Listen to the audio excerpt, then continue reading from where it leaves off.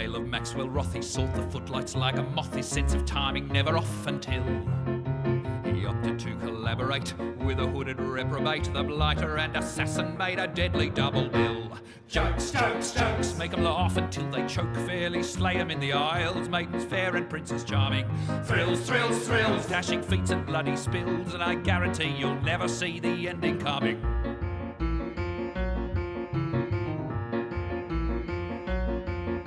The curtain rose, the scene was set, they danced a murderous duet, and much deserving blood was let up too. The scene wherein they disagreed on who should live and who should bleed, and Maxwell Rothy then received a very bad review. Jokes, jokes, jokes, and there's daggers and there's cloaks, but behind the scenes the leading players differ on the plot. Laugh, laugh, laugh at the dandy's new red scarf. Now 8 shows a week to Beelzebub is his eternal lot. Jokes, jokes, jokes, make 'em laugh until they choke. Fairly slay 'em in the aisles, maidens fair and princes charming. Thrills, thrills, thrills, dashing feats and bloody spills, and I guarantee you'll never see the ending coming. Hello, everybody. Welcome. Good morning. Oh, man. What a day. What a day. I have pictures to show you. Last night was like a hellscape in Colorado. I knew there were going to be thunderstorms and stuff. I didn't expect there to be like War of the Worlds. I would show you the video of our like Ring doorbell cameras, but I don't want to dox myself. So I'm just going to show you, like, these are pictures of the hail last night. That's my hand. It was like easily 1 inch to 1.5 inches sized hail coming down in full force for like an hour and a half straight. Like madness. Balls of ice slamming down with ferocity. This is like an area outside. It looked like it had snowed. There was so much hail everywhere. Thankfully we have comprehensive insurance on the cars, but like sheer madness. Do I have another one to show you? Like, I guess you could just listen to this. I won't show I'll zoom into just the lawn. Okay, so this is just the lawn, just showing the lawn. But this is what, how do I hit play? This is what it was like. Okay, that's just the lawn. So you're not seeing like the street, but that's hail flying around and lightning. Like madness.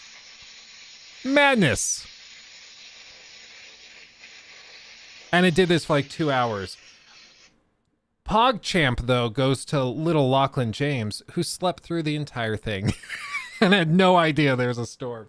I think he thought it was like, oh, nice white noise. Oh, relaxing. But like, we're over here. The wind was so bad, it was like shaking the house. So like our bedroom is on the 2nd floor, and like you could feel a little rumble. It's like a little scary. It's a little insane. So that was just, it was a long night for that. But it was good. We survived it. We're fine. We have like a little playhouse outside, that's painted white. Let me just say it was painted white. The hail like ripped the paint off like a sandblaster. So the roof now is like all torn up and everything. So what are you going to do? I feel bad. We know somebody that lives very close who just bought a new car like a month ago and didn't have it parked in the garage and got wrecked. Riggedy wrecked. And I feel bad. I mean, but that in Colorado, that's just part of it. You got to be ready for the hail damage. Every spring / early summer, this kind of thing happens.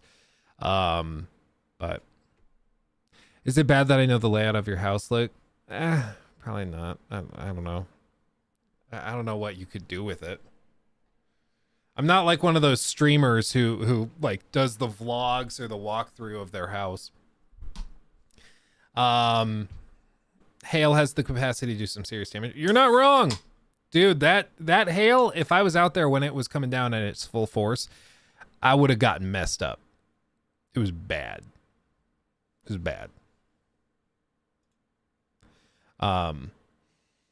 But I mean, that's why you get insurance. We have, you know, the whatever house insurance for the roof, and then we have car insurance with all of the I think it's comprehensive coverage is what you need. If you have liability coverage, you don't get covered for hail. It's just like if you get in an accident, you'll be covered, but that's it. If there's an act of God, if there's something that comes along that was beyond anybody's physical control, you have to pay for it. So like Nikki, she had the cheapest of the cheap car insurance when we got married. And I, on my car, had the comprehensive, more expensive insurance, but it's because my car was newer, and I just was like, yeah, you can't go wrong with that. I'm going to play it safe. And we had a huge hailstorm like this come in, like a few months after I had gotten that car, and it dinged both of them up real bad. And I got mine fixed for a $500 deductible. So I paid $500. They ended up doing like $5,000 worth of repairs. And Nikki's car didn't have that coverage, so she couldn't get them repaired, which is a big oopsie. But you know, that's why you get insurance. You play the game. If you're parking in the garage, you probably don't have to worry about it too much. But I also saw a TikTok video of a guy that parked his nice new car outside of like some shopping center in, it looked like Florida or somewhere like that. But a big storm came through and it blew over a palm tree right on top of his car and crushed it. And the guy lets out the most guttural, soul-crushing, no! Just this pain. And it was because he apparently didn't have comprehensive insurance, so his car just got crushed and his insurance won't cover it. So yeah, it covers hail, which is like cosmetic. Usually it's not that serious unless it like breaks your windshield, which it can certainly crack it. But like he had a tree fall on his car, and that's considered an act of God. So he's just screwed. He's just screwed. Yeah, if you like the Proud Skeptic shirts, they're up at LukeStevensTV.com. Doesn't it cover total loss in any scenario? Sometimes not. I mean, at least this guy said it was just a loss. Like he just screwed. I don't know why it's not actually putting links. Like Rocky, again, every time that you post a link in chat on this computer, the chat message is just blank. But on this, like built into OBS, not slobs, but built into OBS, it shows the link. What if I pop out chat? Will it work then? It does work then. Okay, so I guess I just have to have chat popped out. That's annoying. Oh, golly. Okay, anyway. Okay. Just YouTube being YouTube, dude. Yeah, dude. You know what? They're making strides. They're making progress. They're doing the AV1 stuff, which I will just have you guys know. I was so excited about that AV1 stuff, all those improvements we were making. I was so excited about them. And I have abandoned all of it.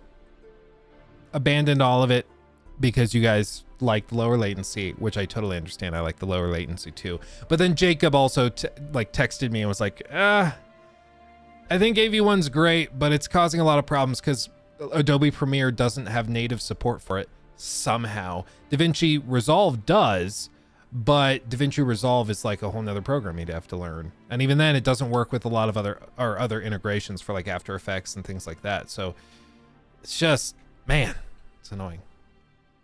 Get chat on screen. I can do that. Hold on.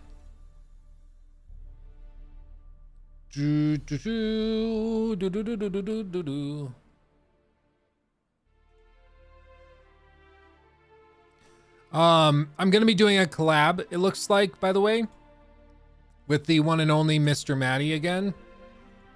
And we're gonna talk about this Bethesda Creation Engine 2 crap. Because a lot of people are saying it now. A lot of people are like, oh, it's a brand new engine. And by like every metric I can gather, it does not meet the standard of a brand new engine. It's like just upgrades. And then they slapped a 2 on it. But like there are people who still insist it's a brand new engine. And same thing with like Todd Howard. Todd Howard like just gets on the stage and says, it's a brand new engine with all new landscaping, volumetric, weather, and lighting technologies. And everybody's like, sounds good to me, dude. I'm sold. Like, when did we sacrifice all critical thinking? Like, they've lied to you so many times. So many times. Todd, for so many years, has told you things that sound great, and then you get the thing he's talking about, and it's not that great. But for some reason, these fanboy types just like, well, but he said it's like a new engine, though. So I don't know how to help those people, okay? I don't know how to help. But what we're going to do is I'm going to try to get Maddie in and do a collab where we can talk about it and just deal with it. And Maddie's actually helping me. He talked with somebody at Bethesda. And what they told him was to check out Todd's talk. Todd Howard.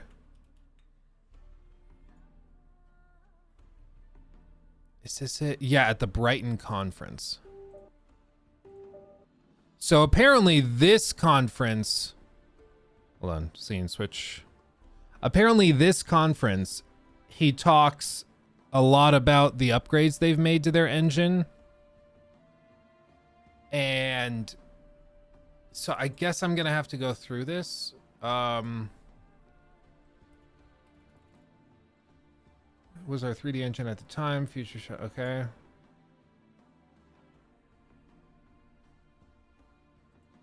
Oh, well, this is kind of like it. Is this what he is referring to? Hold on. Let's see, Todd.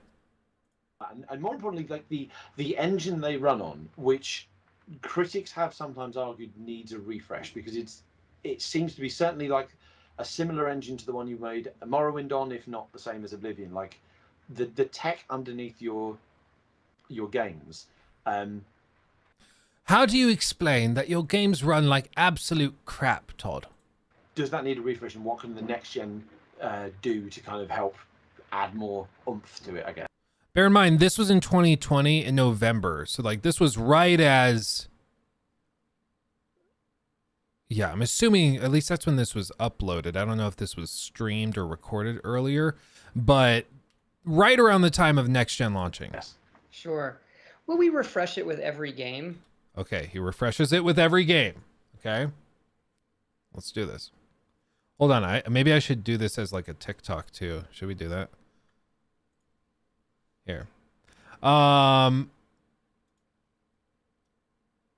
me scale this down real quick. Hold on. Okay. Okay, please hold. Please hold. There we go. Okay. Okay. Like I said, there has been so much crap going around about Bethesda having a magical new engine, Creation Engine 2. I think it's all cap. It's just that they put a 2 on the same old engine that they've made slight upgrades to. I haven't heard anything that really classifies it as a brand new engine by like any definition as far as I can tell.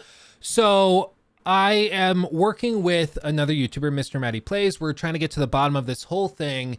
We reached out to Bethesda and they actually told us to look at this conversation right here, this one, because in this conversation, they actually describe a little bit of what upgrades they've made to their engine, blah, blah, blah. Now, this is what Bethesda is saying explains their upgrades to their engine. Let's see what he says.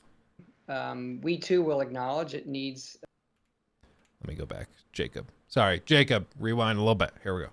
Gen do to kind of help add more oomph to it, I guess. Okay, I'll introduce this for the TikTok and I'll cut this together. So this guy just asked Todd, how do you keep your engine updated? Because a lot of people have complained that your engine, creation engine, doesn't hold up to what a lot of the competitors are using, technologically speaking, you know, it just doesn't really keep up. And Todd's going to explain it. Sure. Well, we refresh it with every game.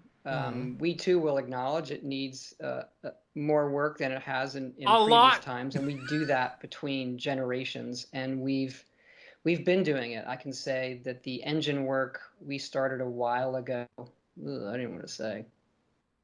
Oh my God, it's been a while. We have more people doing engine work now by a factor of 5, probably than we've ever had. So the overhaul in our engine is the largest we've probably ever had. Maybe, you know, larger than Morrowind to Oblivion. There are things we do that we still like the way we. Okay, engine overhaul. That's great. An engine overhaul is great, but it's still the same engine. Like the saying it's a new engine means that it's different from what it was completely, because it's got a new name, it's different. If you're saying, oh, well, Starfield won't have bugs and we don't have to worry about that because it's getting upgrades from Fallout 76 and Fallout 4, okay, that's a different claim. But if you're claiming that it's a brand new engine and therefore we don't have to worry about technical issues, blah, blah, blah, you have to like defend that. And in this case, like even Todd is saying, no, like we're making big upgrades. We have a ton of engineers and coders working on it, which nobody denies, but it's still the same engine. And this time around, they're putting a big 2 on it because guess what? The #1 complaint with Bethesda has been for the last like 10 years. The most common complaint has been that Bethesda needs a new engine. Even 2-3 years ago, when I did a survey on the YouTube channel, we had like 30,000 people vote in it. And the #1 complaint people had about Bethesda games was that the engine was terrible. And some people even said they wouldn't play Starfield unless they upgraded the engine, or rather replaced it with something else. That's of course like kind of stupid, and I don't buy that for a second. But still, the point is that people have been frustrated about their engine for a long time. So of course they would rebrand it and say that it's a creation engine 2. It's a brand new thing. It's great. But as you can see in this interview, all they're describing are upgrades to the engine. Same as Red Engine going from Red Engine 2 to Red Engine 3 to Red Engine 4 for Cyberpunk and for The Witcher 3, or with Unreal Engine going from 3 to 4 to 5. They can be big improvements, but they're the same freaking engine. Like, come on, man. Build our worlds, the way people You could probably end the TikTok there, Jacob. Probably. can mod it. These are things I think that are fundamentally good about our tech stack. But from rendering. I see you, Rocky. I see you. I'm sorry, I was rambling. You know how I be. Bethesda's just outdated in general. They were great for a decade, but it feels like the industry has left them in the dust. Yeah, but like, this is where I'm at. I went back and I looked at contemporary videos, and it doesn't seem like anybody except with Oblivion. With Oblivion, people said that the graphics were amazing. If you go back and see like the E3 announcements that they did, they're all like, oh my God, Oblivion looks so great. Specifically, they said the forests look amazing, right?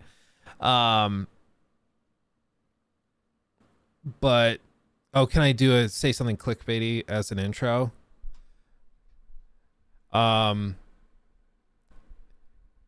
This video will cure your AIDS. Does that work? Maybe. I don't I don't know. Does that do it? What is it doing? Why is it? Come on, there we go. Okay. I think that works.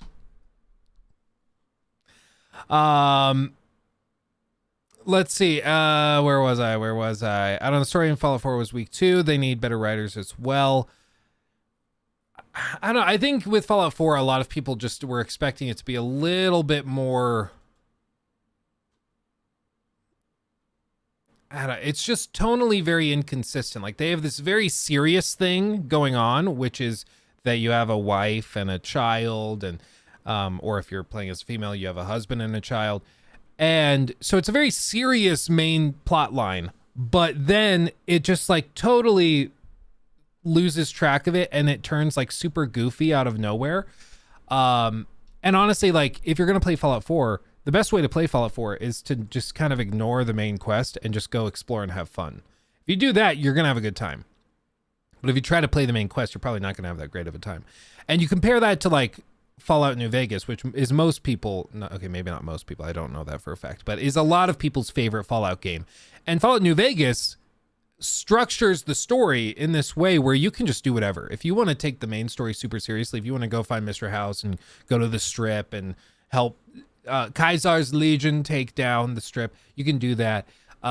Or if you want to just dink around, go find the Brotherhood of Steel, get some companions, run around, kill Deathclaws, you can do that. There's no main story impetus to push you to continue doing that, where your role play is destroyed if you ignore the main story stuff. In the context of Fallout New Vegas, you can go around and do whatever you want, and it still works with the role play, right? But in Fallout 4, it seems like if you want to have fun, you can't role play super seriously. Otherwise, you're a terrible father who's ignoring his son. You know? So it just doesn't really work super fluidly. And I think it's because Bethesda tries to write in these really compelling stories, but like you said, they're just like not that great at it. Having a really compelling story that motivates gameplay in an open world exploration based adventure RPG is not actually that easy, believe it or not. It takes a lot of finesse and a lot of skill. Sometimes it's better to just leave it blank and let people fill in that story and those gaps themselves. Have the incredible writing, put that effort into the side content that is optional to engage with, and let people discover it that way. Yeah, everybody, like the video, like the stream. Makes a difference.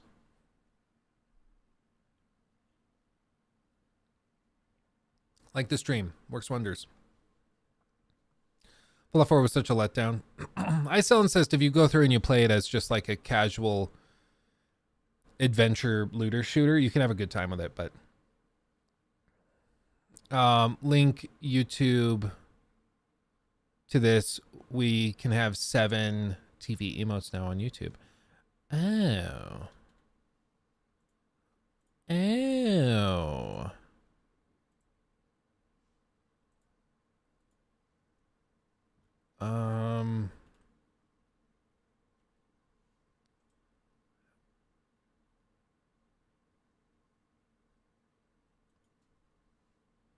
Coming soon, you'll get become a TV.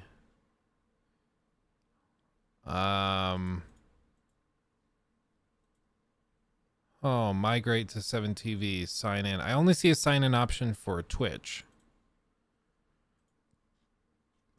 Am I missing something? Saying it's like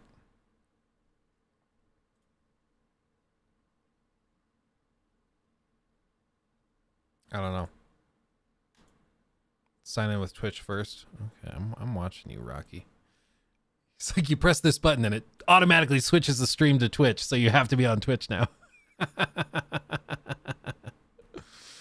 Oh man, that would be funny. James TK's recent video on the design of Breath of the Wild is pretty nice. Please check it out. You'll find some time. I think you will like it. Okay. Oh, it's because apparently, like, I already have a 7TV plugin installed that's supposed to be working. Apparently it's not working. Maybe I just need to turn all of these off and then I can.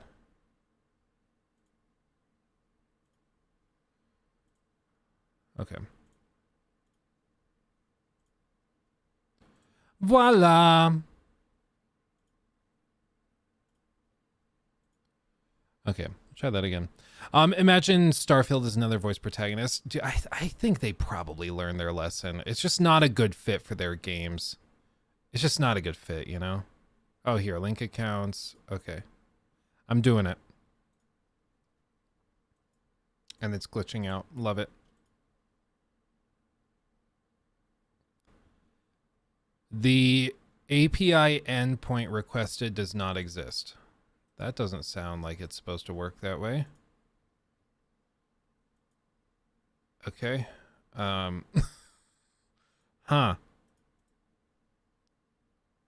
Click to start. Yeah, dude, it's glitching out hardcore. Weird.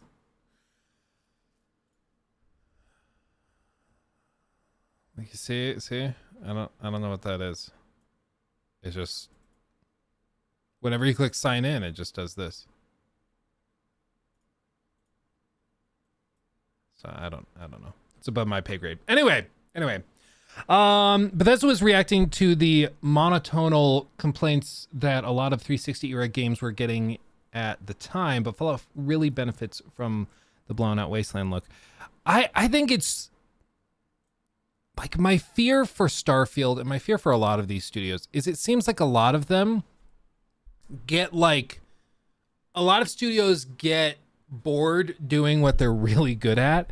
And so they shift and they're like, okay, we're going to try something totally different. We're going to try a multiplayer game. Or like Arcane. We're really good at these games where we run through these like cycles and it has tight level design and all this. And then they just like totally depart. They do something totally different and it's really, really weird. And it just makes you wonder like, okay, well, like, why did you do that? You were doing so good. Why did you need to change it from what you were doing? Because what you were doing was awesome. And I think it's just that they get bored. And with Bethesda, it seems like they have always wanted to do something like really intense narratively. And they've just never really pulled it off. But they keep trying. You know, they just keep trying. Yearn! Another month, another quality way to spend my afternoons while working. I appreciate you. Oh no, I'm so sorry. Apparently double clicking messages deletes them. I'm so sorry.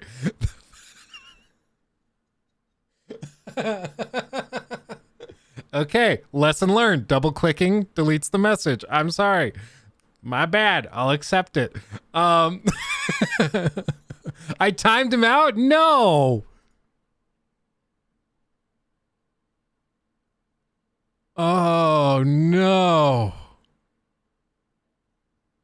Oh, and there's no way to undo it either. I'm sorry, yeah. Thanks for the membership re-up, loser. Jesus. Yeah, they need to take mod privileges away from me. Wow. Oh, that's great. Yeah, how do I... It doesn't say he's in a timeout on my end. It just says that the message is deleted. So I don't know what I did. I'm so sorry. I am so sorry. I don't know. David, please don't double click and erase me. I've been here for too long. David, thank you for the 7 months.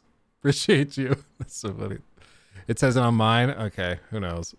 Who knows what's happening? I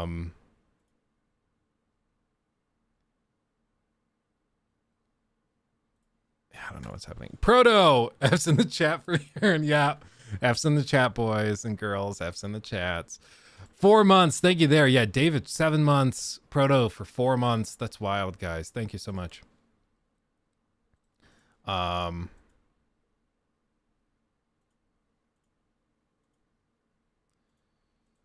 baby. Oh, Rocky, is there a new 7TV plugin? Is there a new 7TV? Because I just realized this link that I got has old.7tv.app.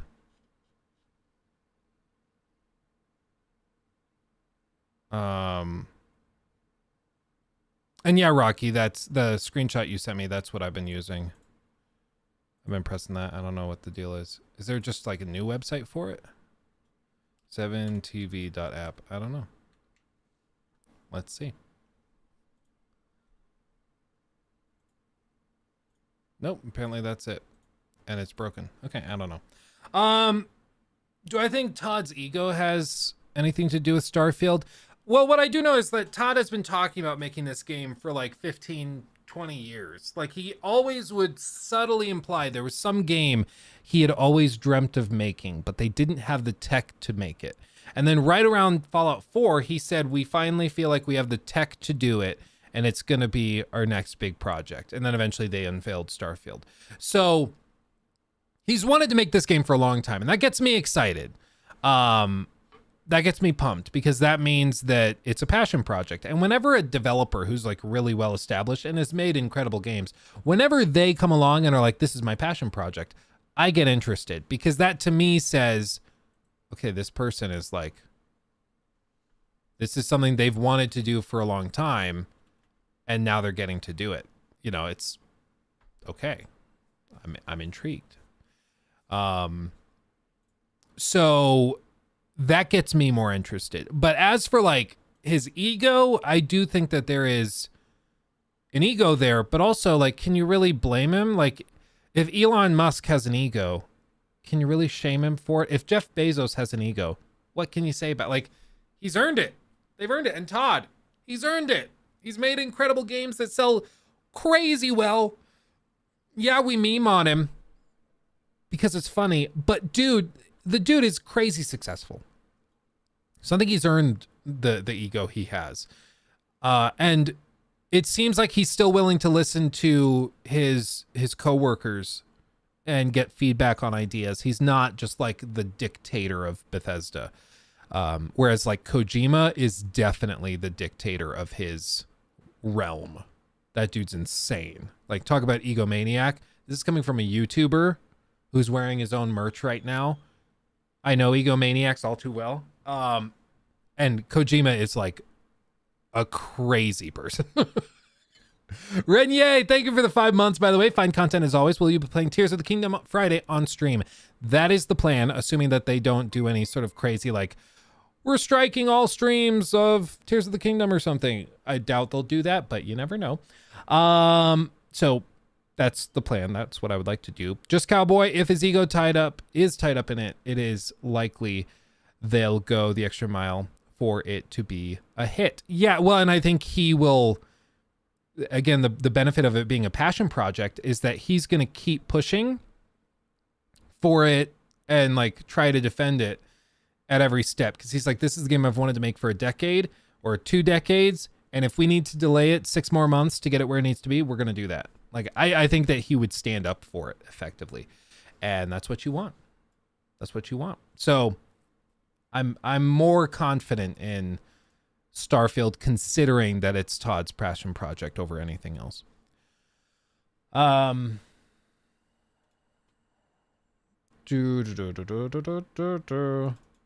Would I consider myself a narcissist, Luke? I don't think I consider myself a narcissist. I think we all have like self-centered tendencies, but you have to fight very hard to fight those.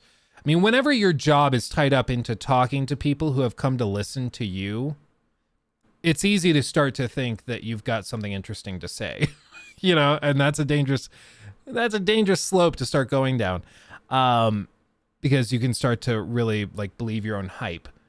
I try to make it very clear. I'm just some dude sitting in a basement right now talking to glass and silicon. Like, that's all I'm really doing. It's really awesome there are people listening. I'm still kind of blown away that people are here to like listen and care what I have to say. Like, that's amazing to me. I don't totally understand it.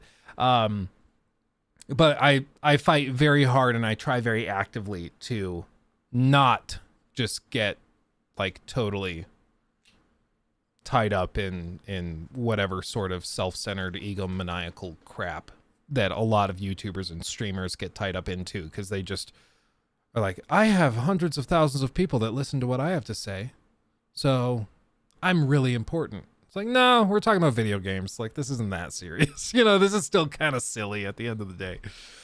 Just Cowboy, thank you for the 1 month. If his ego's tied up in it. Oh, I just read that. And Guillermo Sanchez, thank you for becoming a member. Appreciate you, my friend. Thank you. Luke, quick, Yearn is back. Time him out again. Oh, I'm sorry, Yearn. I'm sorry. Oh, and the Todd emote is perfect for that. I love it. I'm sorry. Didn't I do that on Twitch one time? I accidentally timed somebody out for like an hour and it was somebody that like had just donated like $20 or something crazy. I vaguely remember doing that to somebody else too. There's something like that. It was really stupid. Anyway, members, I wanted to make sure that re-memberships were getting notifications, but it doesn't seem like they are.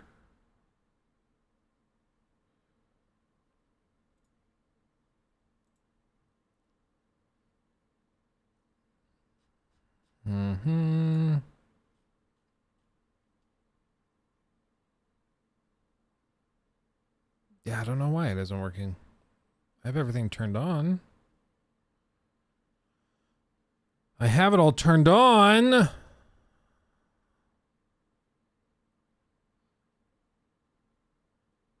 don't know, dude. I have no idea. Stefan, thank you for the 6 months. Sorry I'm late. What's the recap of the last 30 minutes? Do you have a Tears of the Kingdom review code? I do not. A lot of other people I know that are interested in the game have not gotten codes. Remember, I was asking, I don't know if I did this on the podcast, but I asked Joraptor if he was going to cover the game because he covers a lot of games like that. And he said he's not touching it. He's just, it's going to be his game for fun, but also it's just Nintendo is insane. Didn't Nintendo just go on like a crazy tirade of like copyright striking a bunch of creators in their own space? Or am I just making that up? I feel like they do this all the time. Like they just casually destroy their own communities and then are like, why do people not like us? Like, because you're evil. It's just like painful. It's painful. But they do this all the time. And it seems like they're doing it again. And so it basically puts creators in this position where they have to ask, do I really want to like push it? Do I want to risk it? Like risk putting all this time and money into covering the game and then have it get struck for no reason? Like, do I really want to risk that? I don't know if I do. I think they did that when Pokemon last dropped. Nintendo's out of touch with technology, ironically. It seems, Kunal, that they're specifically out of touch with like social media technology. Like they have no perception of how they could enable and empower their community to like go out and create content for their games and push it and promote it that way, and that will help them sell more copies. They only see it as they're stealing our content. We made this game. We should get all the money for the content made with this game. And it's just so outdated. It's such a like 90s view of stuff. Like we're well past it, but it's why there's not many dedicated Nintendo creators, because it just doesn't make any sense. They went after Point Cow, probably the biggest Zelda streamer. Yeah, it's like, how out of touch are you? Especially because, like, I guess they're right that they can do whatever they want and people will still buy their games. Like, I feel like if Bethesda went and started copyright striking anybody who was, say, critical of Starfield, if they started doing that, I think a lot of people would not buy Starfield or wouldn't play it. They'd be, like, actually pissed off enough that their actions would respond in kind. But I don't think that's the case for Zelda. Zelda's one of those franchises that is immune to that type of thing. And so they can just deal with it. They're like, yeah, come at me, bro. You're still going to buy it. Dance for me. Dance. And it's just frustrating because it's like, yeah, so they can get away with anything and nobody cares. Okay, well, what are we going to do? Okay, that's great. Guillermo, thank you for the 550. Someone I know got access to it. I can tell you easily this will win Game of the Year. 10 out of 10. I'm not being a Nintendo fanboy. I don't like Nintendo practices. I mean, I will not say anything too specific, but I've also heard rumblings that it's very good. Funnily enough, last night while we were having that crazy hailstorm, I had a dream. This is how like tied up in gaming I am. I had a dream. I have a dream that Nintendo dropped reviews, like the review embargo for Tears of the Kingdom. They came out, and in the dream, the reviews were like 5s and 6s out of 10s, like Redfall level. And it was just horribly received. And in this dream, I was just like, oh my God, that's terrible. What is happening? And this happened in the dream. I'm not saying this is real, but in the dream, people got so upset that they had created a crappy sequel to Breath of the Wild, that they were a crappy Zelda game. People were so upset that they went and started firebombing game journalism websites and offices and stuff. So they firebombed IGN and GameSpot and stuff because they were so upset that they would review a Zelda game poorly. And I was like, I woke up, I was like, the game's gonna get a 10, almost without a doubt, because they always get 10s. But I was like, what does that say about my deep-seated perception of the crazy hardcore Nintendo fans, that my deepest brain parts are yes, if they aren't happy about a review, they'll destroy everything. And it was I think it was that I had read an article on the riots in France right now, where they're flipping cars and firebombing places. And so I associate, my brain connected bad Zelda reviews with firebombing in France. And so I connected them, but it didn't make any sense at all. It was weird. It was a weird dream, but to be fair, and just to be clear, I think almost without a doubt, it's going to get 10s. I mean, at this point, even if it's pretty good, it's going to get a 10 because, I mean, nobody wants their offices firebombed. Let's be real. That's what it is.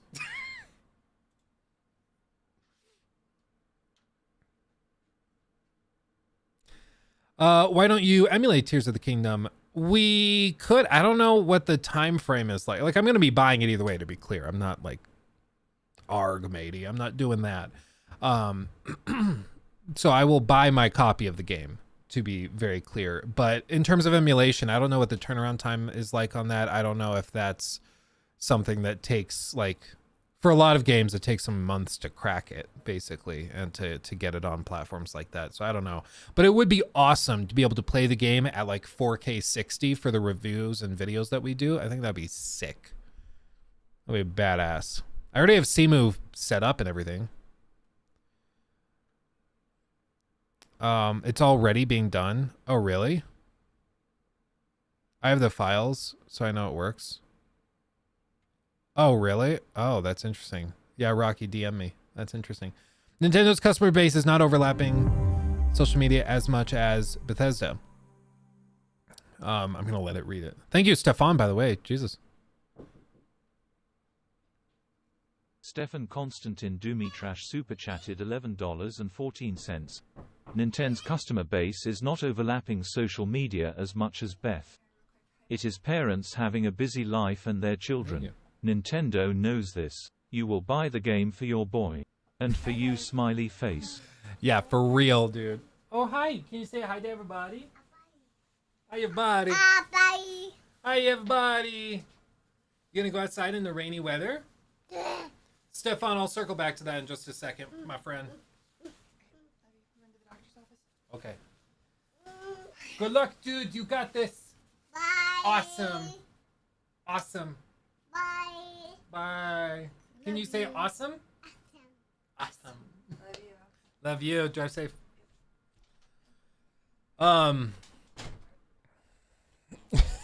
He's so great. He's so awesome. Oh, goodness. Goodness. By the way, if you want to support me, my family, and the little man, and you like the Proud Skeptic shirts, on LukeStevensTV.com, we just launched the first little round of the Skeptic collection. So we have the mug, we have this one. I just thought was funny because people are always like, so you're cynical, and I'm like, no, I'm skeptical. So you're a cynic, right? So if you're interested, it's all there, LukeStevensTV.com, if you are interested. Let's see. Going back to Stefan's super chat. Thank you again, by the way. Nintendo's customer base is not overlapping social media as much as Bethesda. It is parents having busy life and their children. Nintendo knows this. You will buy the game for your boy and for you. Exactly. Like they just have very little. There's not a huge barrier. Or maybe the more precise way of saying it is there's very inelastic demand. So like in economics, the whole thing is that if you have really elastic demand for something, I wonder if there's like a chart I can show for this. If there's elastic demand, well, that's specifically related to price. So like it's price or demand elasticity based on externalities, based on external factors related to the product. So in the case of like Nintendo doing something really scummy and slimy, the demand was very inelastic. Like it's not going to change. It's not going to bounce up and down because everybody still wants the newest Zelda game. It doesn't really matter. And same with like Hogwarts Legacy. Everybody thought that if they threw a big hullabaloo about J.K. Rowling, that there would be a very elastic demand and that people would then all of a sudden be like, okay, I won't buy the game because I don't want to be called names.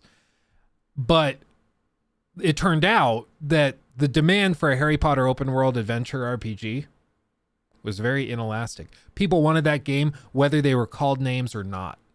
They just wanted the game. So come at me, bro.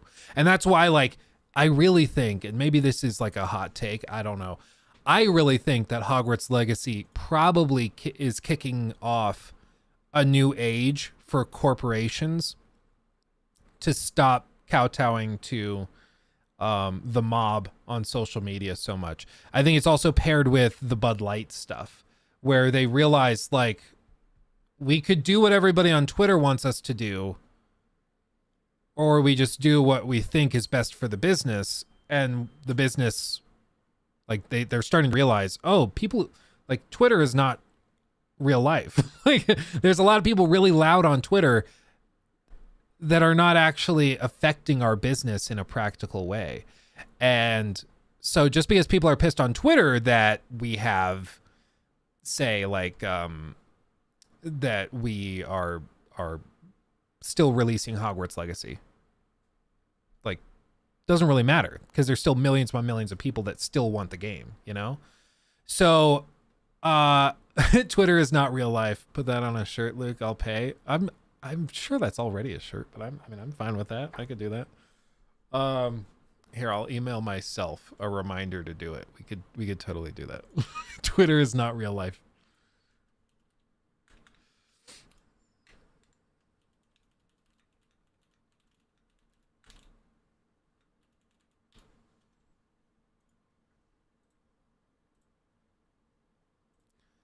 That's funny. That's funny. Anyway, where was I? OMG, that donation talked about parents and children locking Nikki visit. Profit. Yeah, for real. Oh, you're right, Stefan, though. You're totally right. Simu emulates the Wii U. You need a Switch emulator. And yeah, I guess even though it's like the same engine and stuff, I guess, yeah, it does make sense that Tears of the Kingdom is only coming on Switch.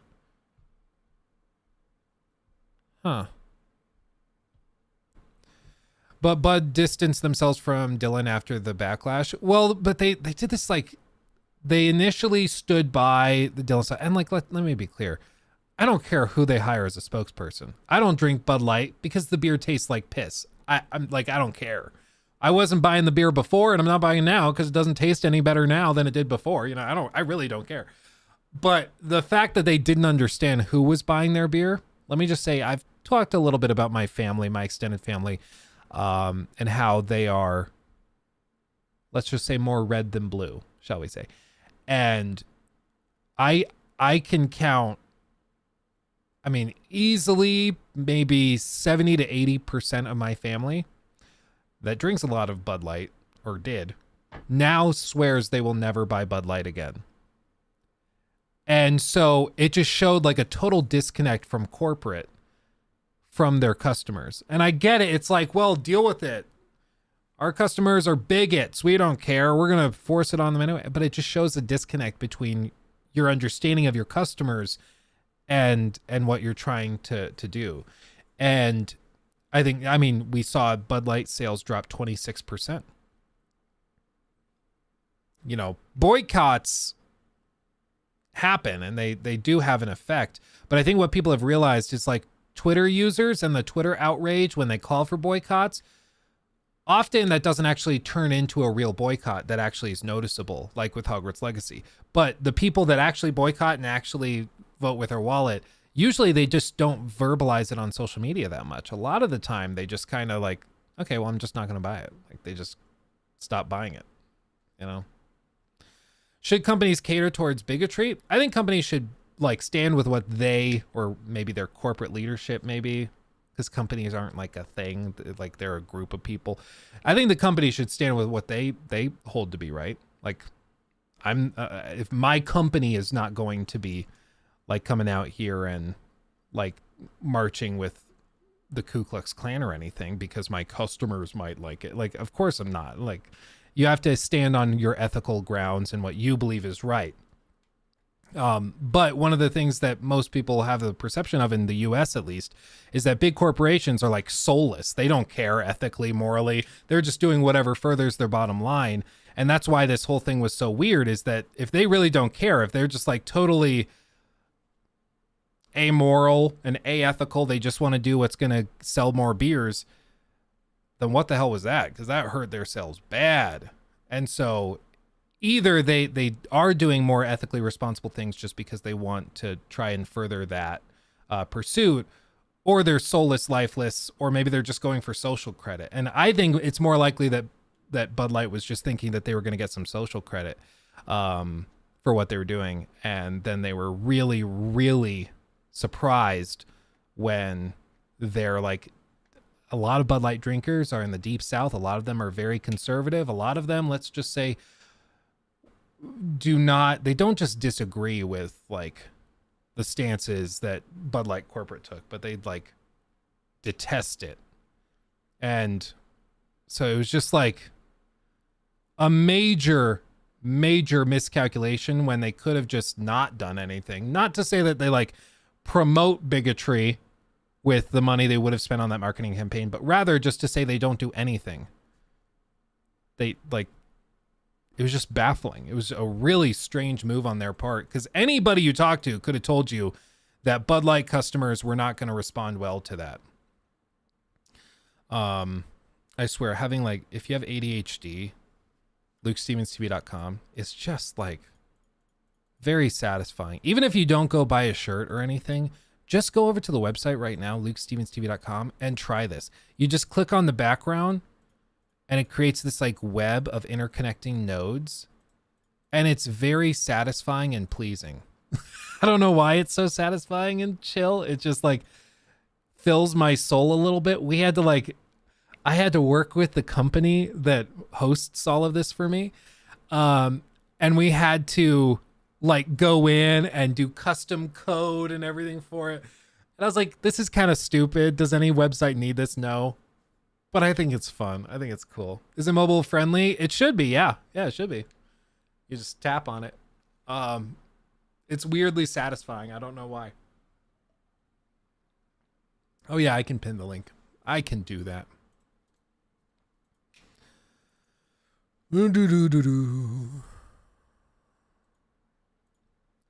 Pin.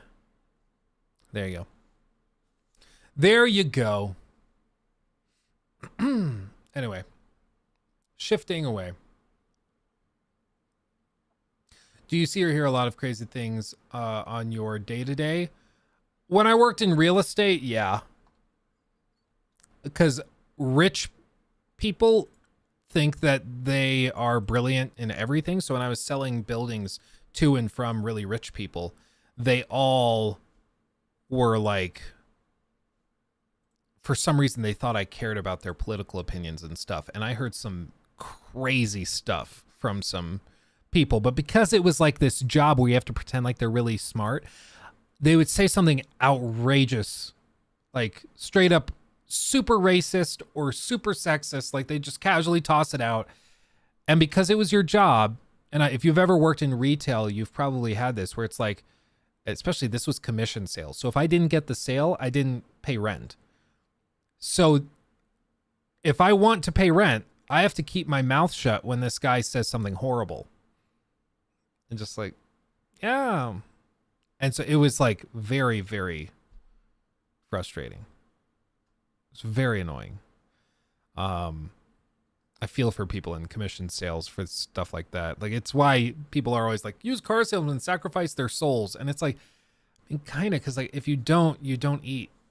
Like you won't pay for your stuff, you know? Violation request animation frame handler took 54 milliseconds. It's unacceptable. Fix your website. I don't know what that means. Yeah, the site animation becomes very slow as the number of points increases. Yeah, it's all run in your browser. So my understanding is that it's tied to like how much RAM you have.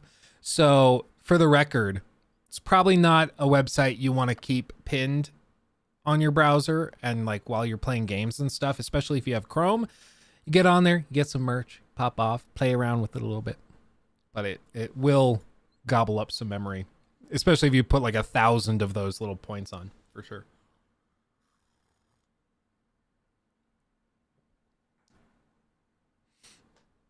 But anyway, let's shift. This was really interesting. This news dropped this morning, actually, right as we were about to go live. This was really, really interesting. You guys ready? No one has any idea what any of this means. By the way, we're just like flying by the seat of our pants. EU decision clearing $69 billion Microsoft Activision deal expected May 15th, sources say. So according to Reuters, who is very, very, very reputable. I mean, these guys know what they're talking about. This is a great set of reporters.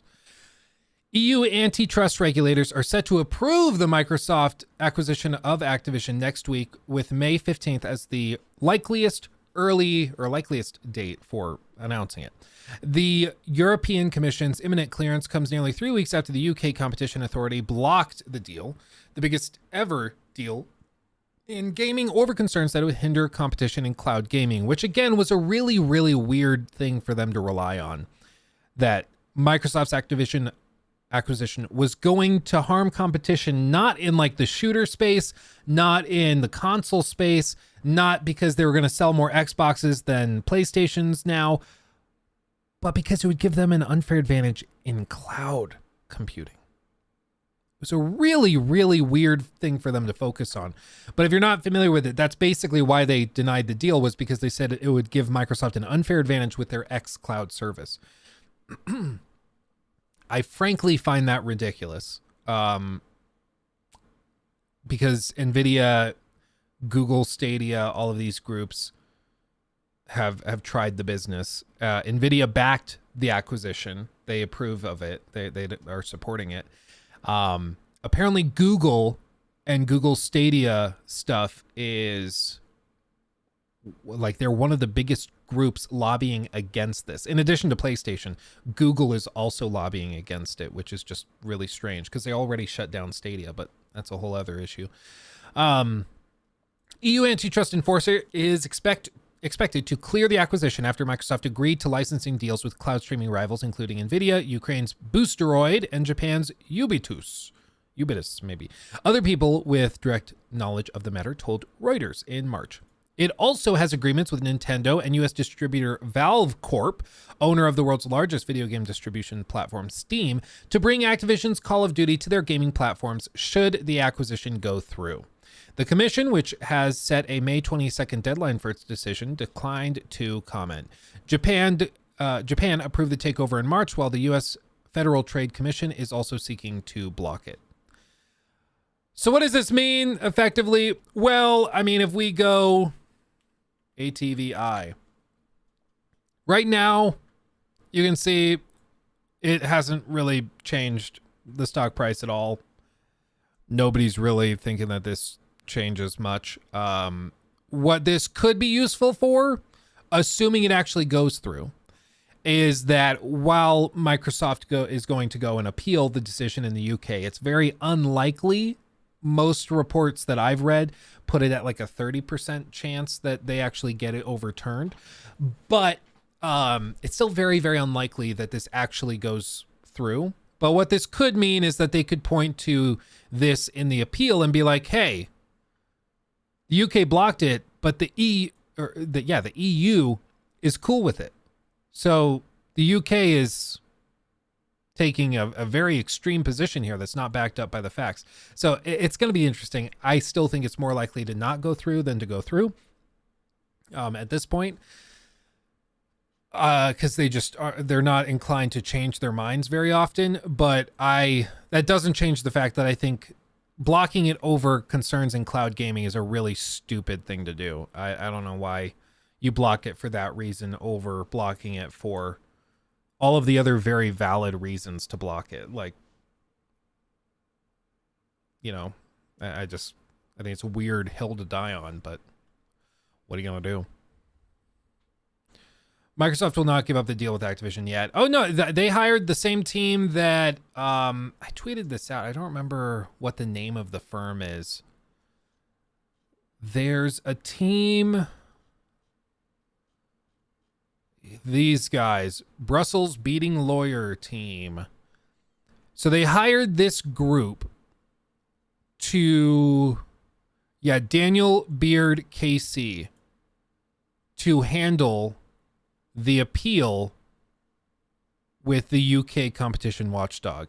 And these guys, Mr. Beard of Monkton Chambers is seen as a leading competition barrister and has overturned multi-billion-dollar penalties levied on Apple and Intel by the EU in recent years.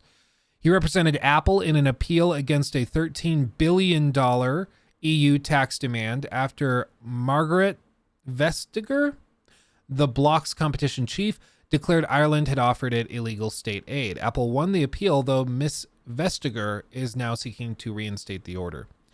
So these guys know what they're doing. Literally the best in the world, used by the biggest companies in the world.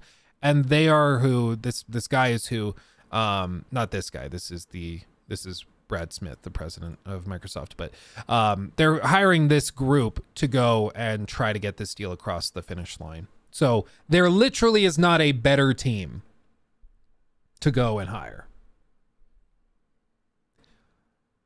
Still very unlikely, but they literally could not get a better team to work on this. So it's going to be interesting.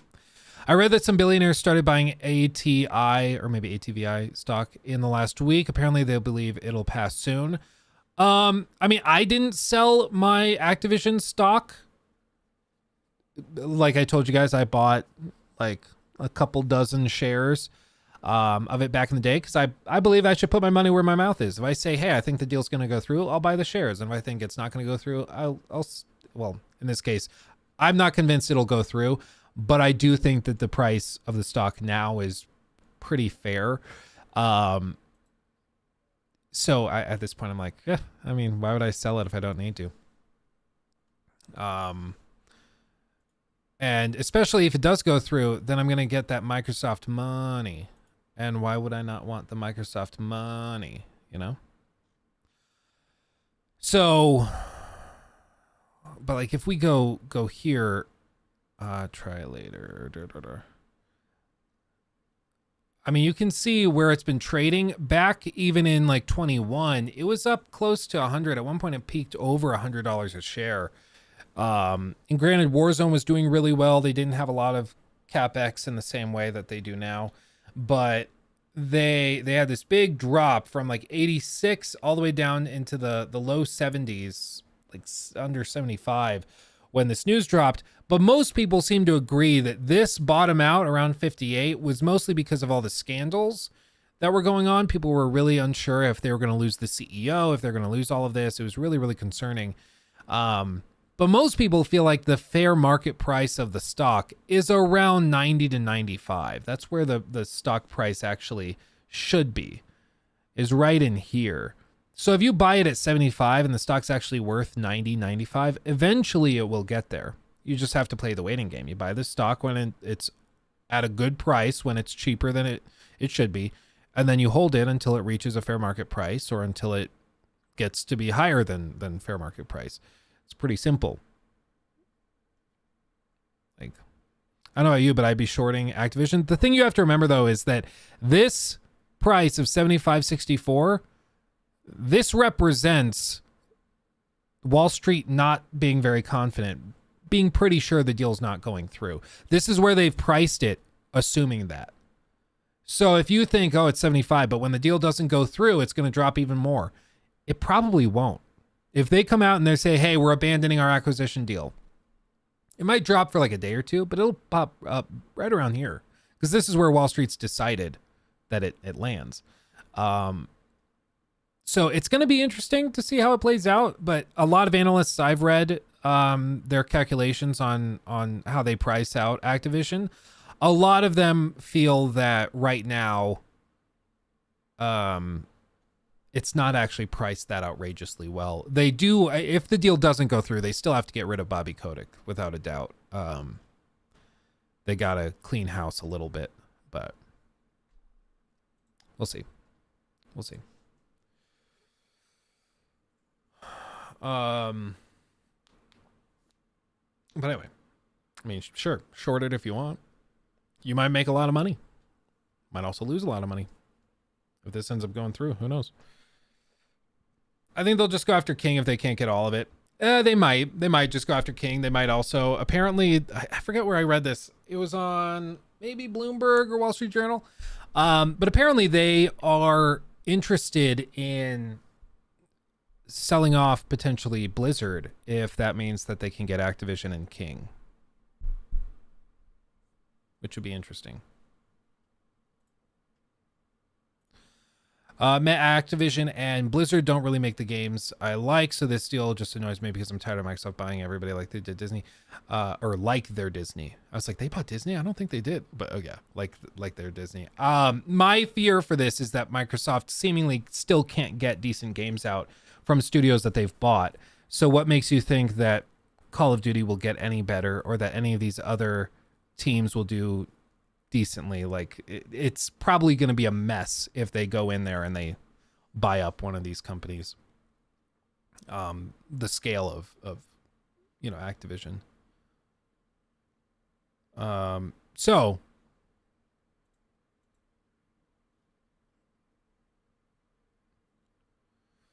Okay.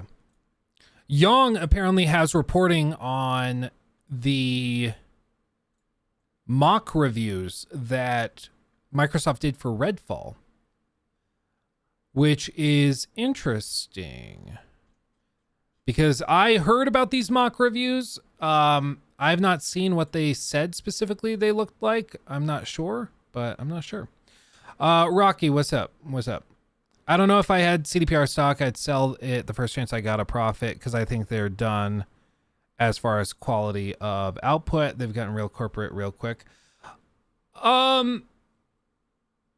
don't know. It's just, it's a different equation. Like it's not about for CDPR. It's not a question of whether you're buying them for their individual releases. One of the biggest things that CDPR has going for them is GOG, which makes a ton of money. They have Gwent, they have these mobile games and stuff, but it's not actually just a matter of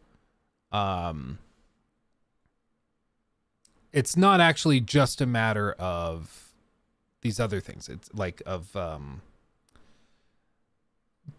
something as specific as individual game releases. Like it's why you can see a company like Microsoft puts out Redfall and they don't see a market. In fact, their stock's gone up since Redfall dropped. And people might look at that and be like, but Redfall was terrible. It was received terribly. Why is Microsoft stock up? Well, it's because Microsoft is a hell of a lot bigger than just that one game. That one game is a drop in the bucket for Microsoft. And for CDPR, yes, their games are a pretty big part of their business, very big. But they also rely a lot on the other assets of their business, or aspects of their business. So it's not as simple as just, oh, I'm going to short the stock or I'm going to sell the stock because I think this one game might not be that great. They have a lot of other stuff that goes into their stock price that you have to consider, Same thing with like Activision, Blizzard. Call of Duty 2023, whatever it ends up being, could be a total disaster. And their stock might not drop that much because they have so many other aspects to their business that could be breaking records. If King is printing money, they can afford to have a rough month with Call of Duty or a rough month with Diablo 4 if it launches problematically, You got to think about the whole business on the whole scale of the thing, because that's what you're buying when you buy a share of stock. You're buying the whole business or cut of the whole business. You're not buying a cut of the gaming division or a cut of this team. You're buying a slice of the pie that encompasses the whole thing. Yeah, CDPR owns GOG. Yeah.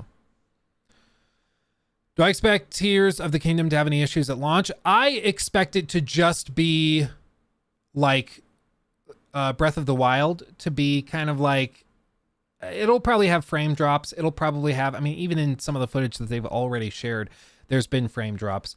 And you guys remember the Lost Woods had frame drops all over the place. So almost without a doubt, there will be frame drops. But it's kind of like I said in that video we did.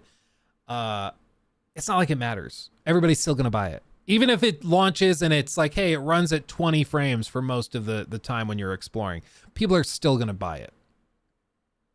I expect Tears of the Kingdom to be as polished as they can possibly get it on the Switch. It's just that the Switch is an outdated console. But I don't think anybody will really care. Candy Crush stream soon? No, I'm going to play that game that Darkside Phil plays that he spent 40 grand or 100 grand on or whatever. 97 is hard to beat. It's going to be interesting to see if they can beat the Breath of the Wild. I would guess it probably doesn't do as well as Breath of the Wild, but it will still be in the 90s.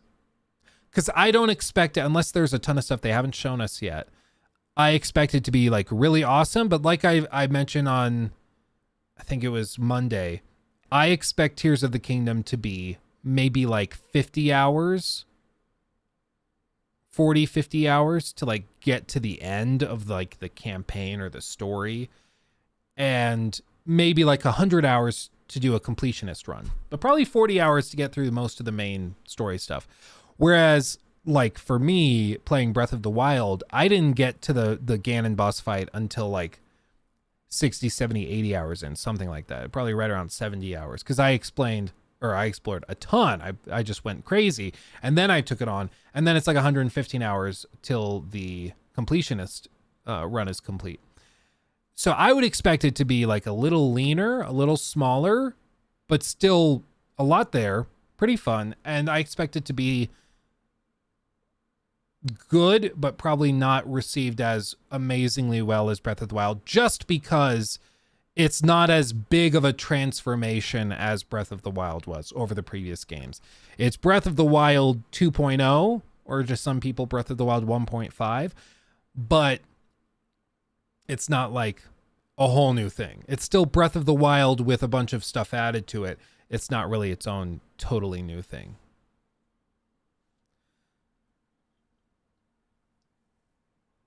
Well, it's the same map, but it's like totally redone. They've gone through it and added a bunch of stuff, removed a bunch of stuff. So it's like all over the place.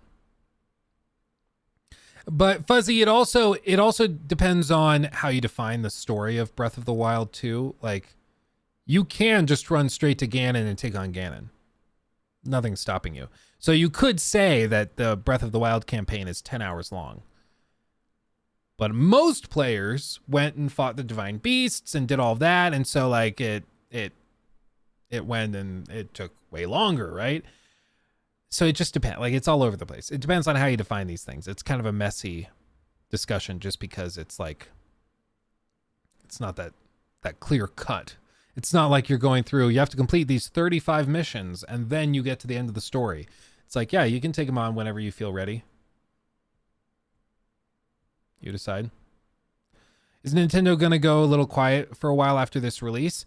I hope that they take like 6 months and then they come out with these, whatever they do for the next console. I mean, it's been 6 years. That should be enough time for them. I mean, I think that's almost exactly how long it was between the Wii U and the Switch. So whatever their next console is, I hope they reveal it. Fingers crossed. Fingers crossed. Oh, Rocky, that's cool artwork. I like that. I just saw it in the DM. I like that. As a PC guy, this is so annoying. You hear that FSR 1.0 is in the day one patch. I'm sure we'll have some FPS issues, but hopefully not as bad. Interesting. FSR 1 in the day one patch. Maybe for like docked. I don't know if they're having to rely on FSR 1.0 for the handheld version of the game. That's gonna suck ass. Maybe not. I don't know. We can use it as a BRB screen or starting soon. We can edit it. Yeah, I'm totally down. I like the idea of doing it with like a BRB, for like a BRB thing, and then maybe we could swap out the thermos for like the 16x the detail mug that I have, and then we could animate like a little bit of steam coming off of it, and maybe like rain outside the windows, just like 3 or 4 images that we can play, 4 FPS but cycle it while we're on the BRB screen. I think that'd be super cool. Starfield won't even top 3 for Game of the Year in my opinion. I mean, I guess that's a question. Let's do a poll. Do you guys think that Starfield, I think we all are expecting that Tears of the Kingdom will get nominated, but do you think that Starfield will get nominated?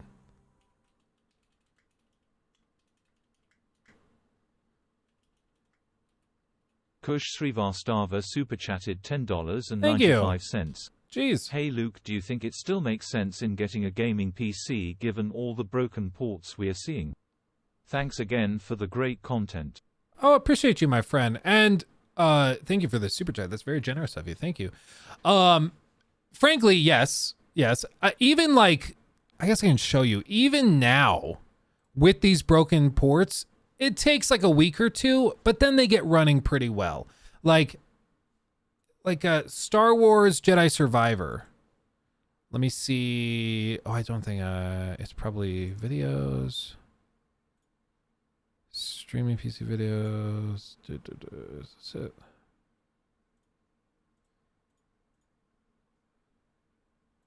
Where is it?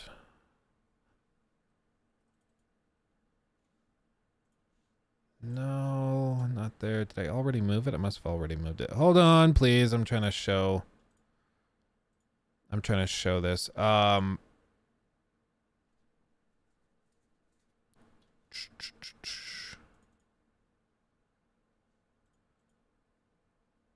Nope, this isn't right either. That's the PS5 version. Where did I put this stuff? Captures maybe?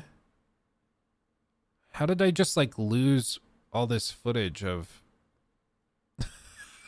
of Star Wars Jedi Survivor? I don't know how I do this. How do I manage to do this? Yeah, but apparently I did just like straight up lose the footage. Oh, wait, I remember. It's because I forgot. Okay, yeah, no, it's all coming together. I forgot to hit the record button. I remember that. I played for like an hour and a half on PC, and then I forgot to hit the record button, so none of it was saved.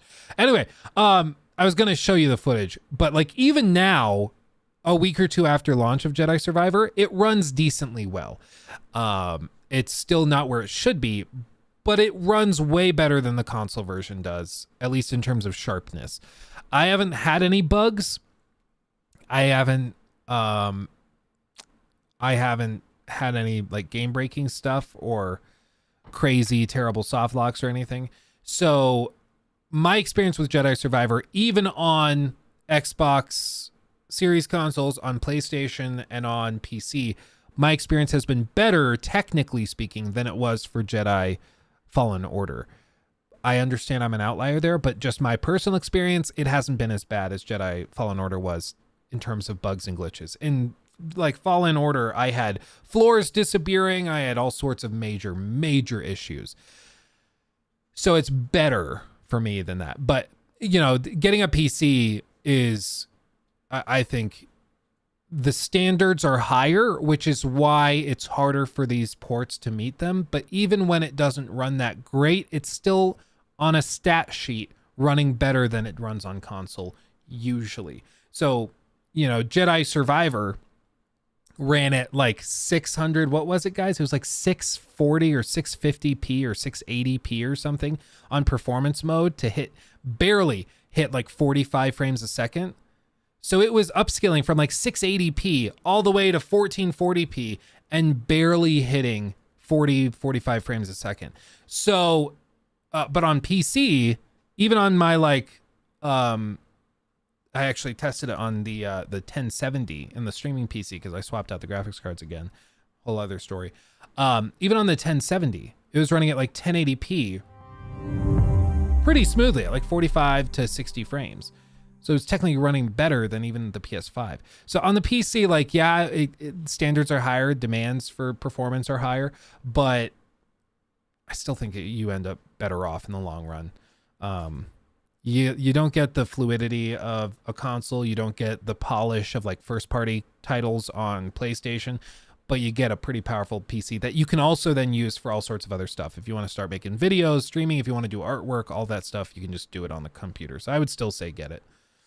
Luke, thank you for that. I can help you get better performance in Jedi Survivor. Just hit me up. Oh, Luke, you're good. Thank you for the 2, by the way. And I finished it, and I'm going back through on PC now for a second run through on Jedi Master, and it's actually working quite well for me. There's the occasional hitch that hits, but whatever patches they've updated it with in the last like week and a half, 2 weeks, it's running a lot better.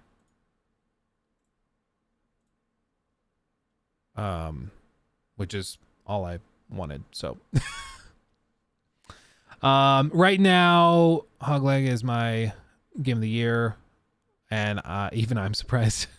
Spider-Man looks so much better than a Ubisoft game, man. I have not seen somebody in the last stream was mentioning Spider-Man 2. They were saying that there had been like leaks or something, and it looked better than like most CGI movies. As far as I understand it, there's been no updates or no new trailers. I think they're going to drop it at the summer event or the PlayStation event that they're doing end of May. But I don't know. Playable CGI. Yeah, that's what they said. But I don't think we've seen anything to say that. It's just people saying that on Twitter. Thanks, Luke, for the comments. Can you help me convince my wife? Frame it as you're getting a tool that will empower a more productive life. Especially if you want to, like, you know, be able to use it for, I don't know what you do for work, but for work stuff, if you want to start experimenting with outside stuff, you know, other hobbies that could potentially turn a profit, it's a tool. It's a tool. You use it for video games too, but you can also use it as a tool.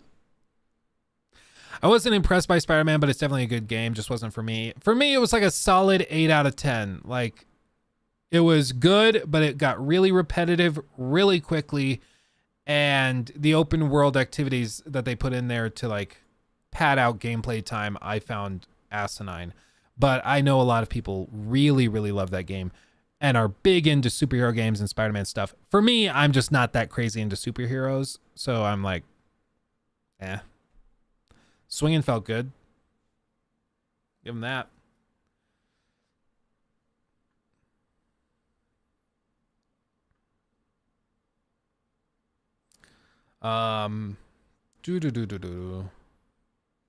Yeah, as a Spider-Man fan, I have no doubt it's a 10 out of 10. I agree, Jamie. I think it's just, for me, coming from my position of not really being a hardcore fan of Spider-Man stuff, for me, it was like, yeah, it's pretty good.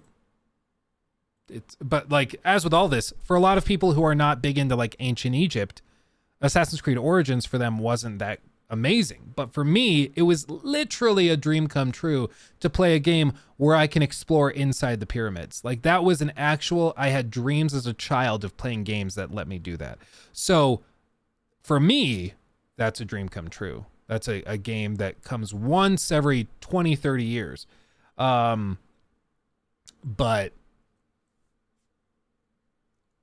you know, it's just different. Jacob just texted me, "You're doing great on stream. Maybe show some skin." Jacob, stop it.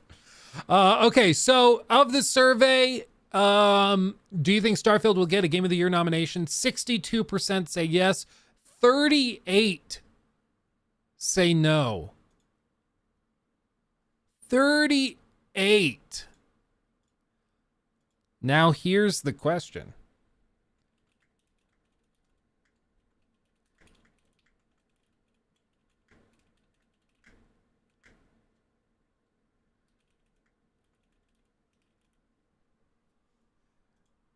Here we go. This is the real question.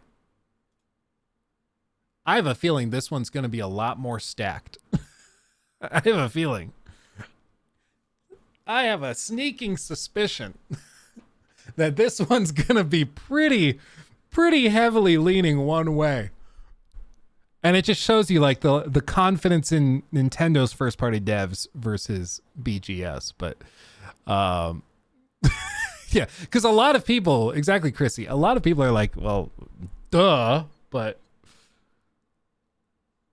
for some hardcore like Bethesda fanboys, it's also a no duh. They think, of course, it's going to get nominated. It's probably going to win. They would have said the same thing about Fallout 4 too, including me back in the day when I was like hardcore Bethesda fanboying. It's like people asking people if people play games in the chat. Nominated versus win is the thing here, though. Yeah, so that's a whole other issue. I mean, I guess if we're going, yeah, like 90%, 90+%. Here's the question. Another poll. What are the most likely nominees? So Tears of the Kingdom. We're going to do who wins Game of the Year. Who do you guys think wins Game of the Year? Armored Core, because that's this year, right? Because I think that'll probably get nominated. Tears of the Kingdom. Hogwarts, probably. I only have one more slot. Final Fantasy 16. Spider-Man 2.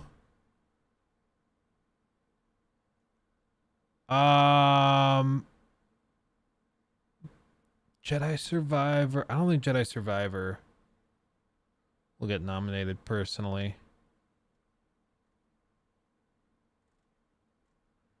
Diablo, Redfall.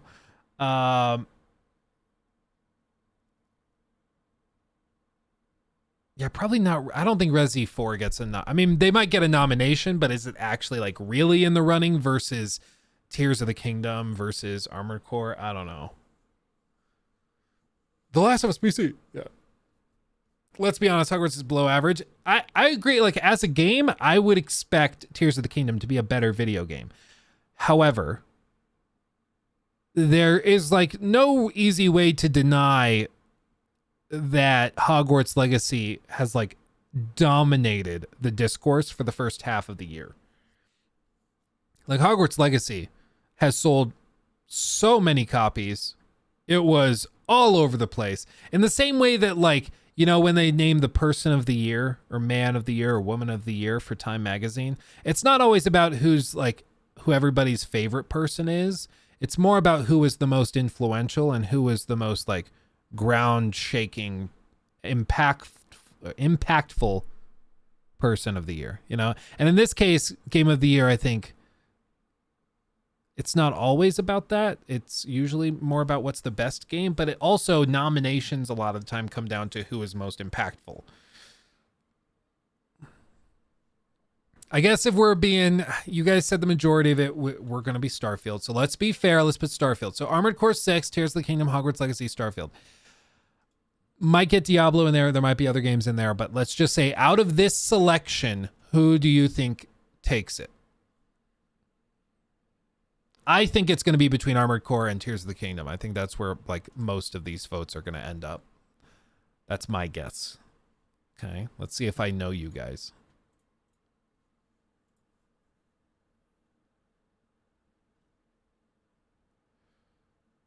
Tears of the Kingdom, Hogwarts Legacy. Oh, really? Got some Hogwarts fans in here. I guess Armored Core is more of an unknown quantity. Not many people know what that's like.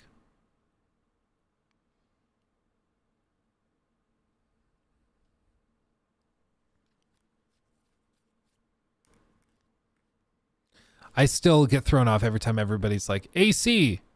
It's going to be AC 6.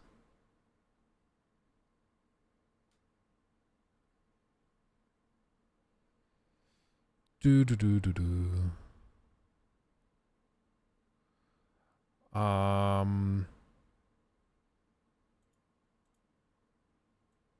I see that, Rocky.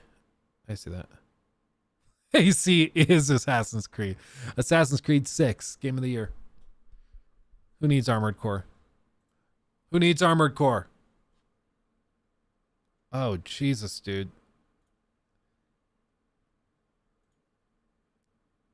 This is in Colorado. I was telling you guys about the hail last night while you guys are voting on that. I was telling you about the hail last night. This is in Colorado. This is in Longmont. This is some of the hail they had go down over where they're at. Look at that.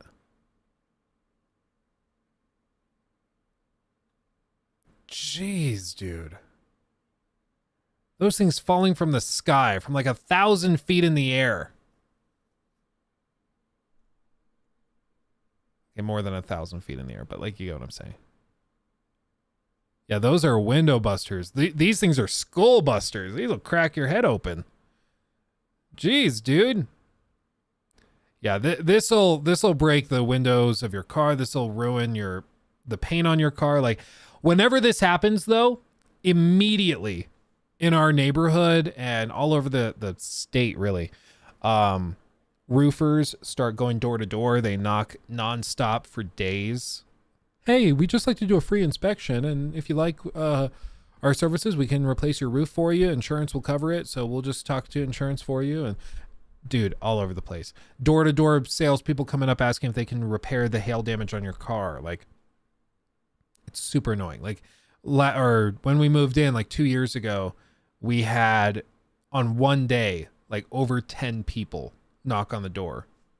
10 different roofers and roofing companies coming by asking if they could do a free inspection.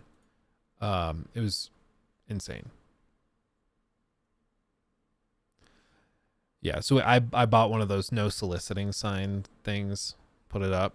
A lot of them will just show up. They'll ring the doorbell. The sign is under the doorbell saying no solicitation, no soliciting, whatever. And they'll still knock on the door, ring the doorbell, whatever. And then when you're like, I have the no solicitation sign. They're like, oh, I'm sorry, I didn't see it. I just wanted to tell you that we can do a free and they just continue on their way and keep going through it. You realize what that says, right? I'm pretty sure you can get in trouble for that. Your neighborhood doesn't have no soliciting? No, our neighborhood is very like blue collar. It's a very red county. And as a result, it's all about my freedoms. So like no HOA, no regulations on like what kind of cars you can park there. There's one guy down the street. He drives like a huge ass crane to work every day for like an energy company. And he just parks it out front. It blocks up like half the street. Like for me, I'd like that to just be like, no, like he works for a company. Have him go and park that at the company lot and drive his own car in the neighborhood. Like it's ridiculous that he takes up half the road with his giant ass crane. Like, and how is that allowed for their insurance to park it at his house? Shouldn't that be something the company has to keep on the company lot? Like, it's very surprising to me. But there's no regulations. There's no clearance of that. Like they just say, oh, whatever.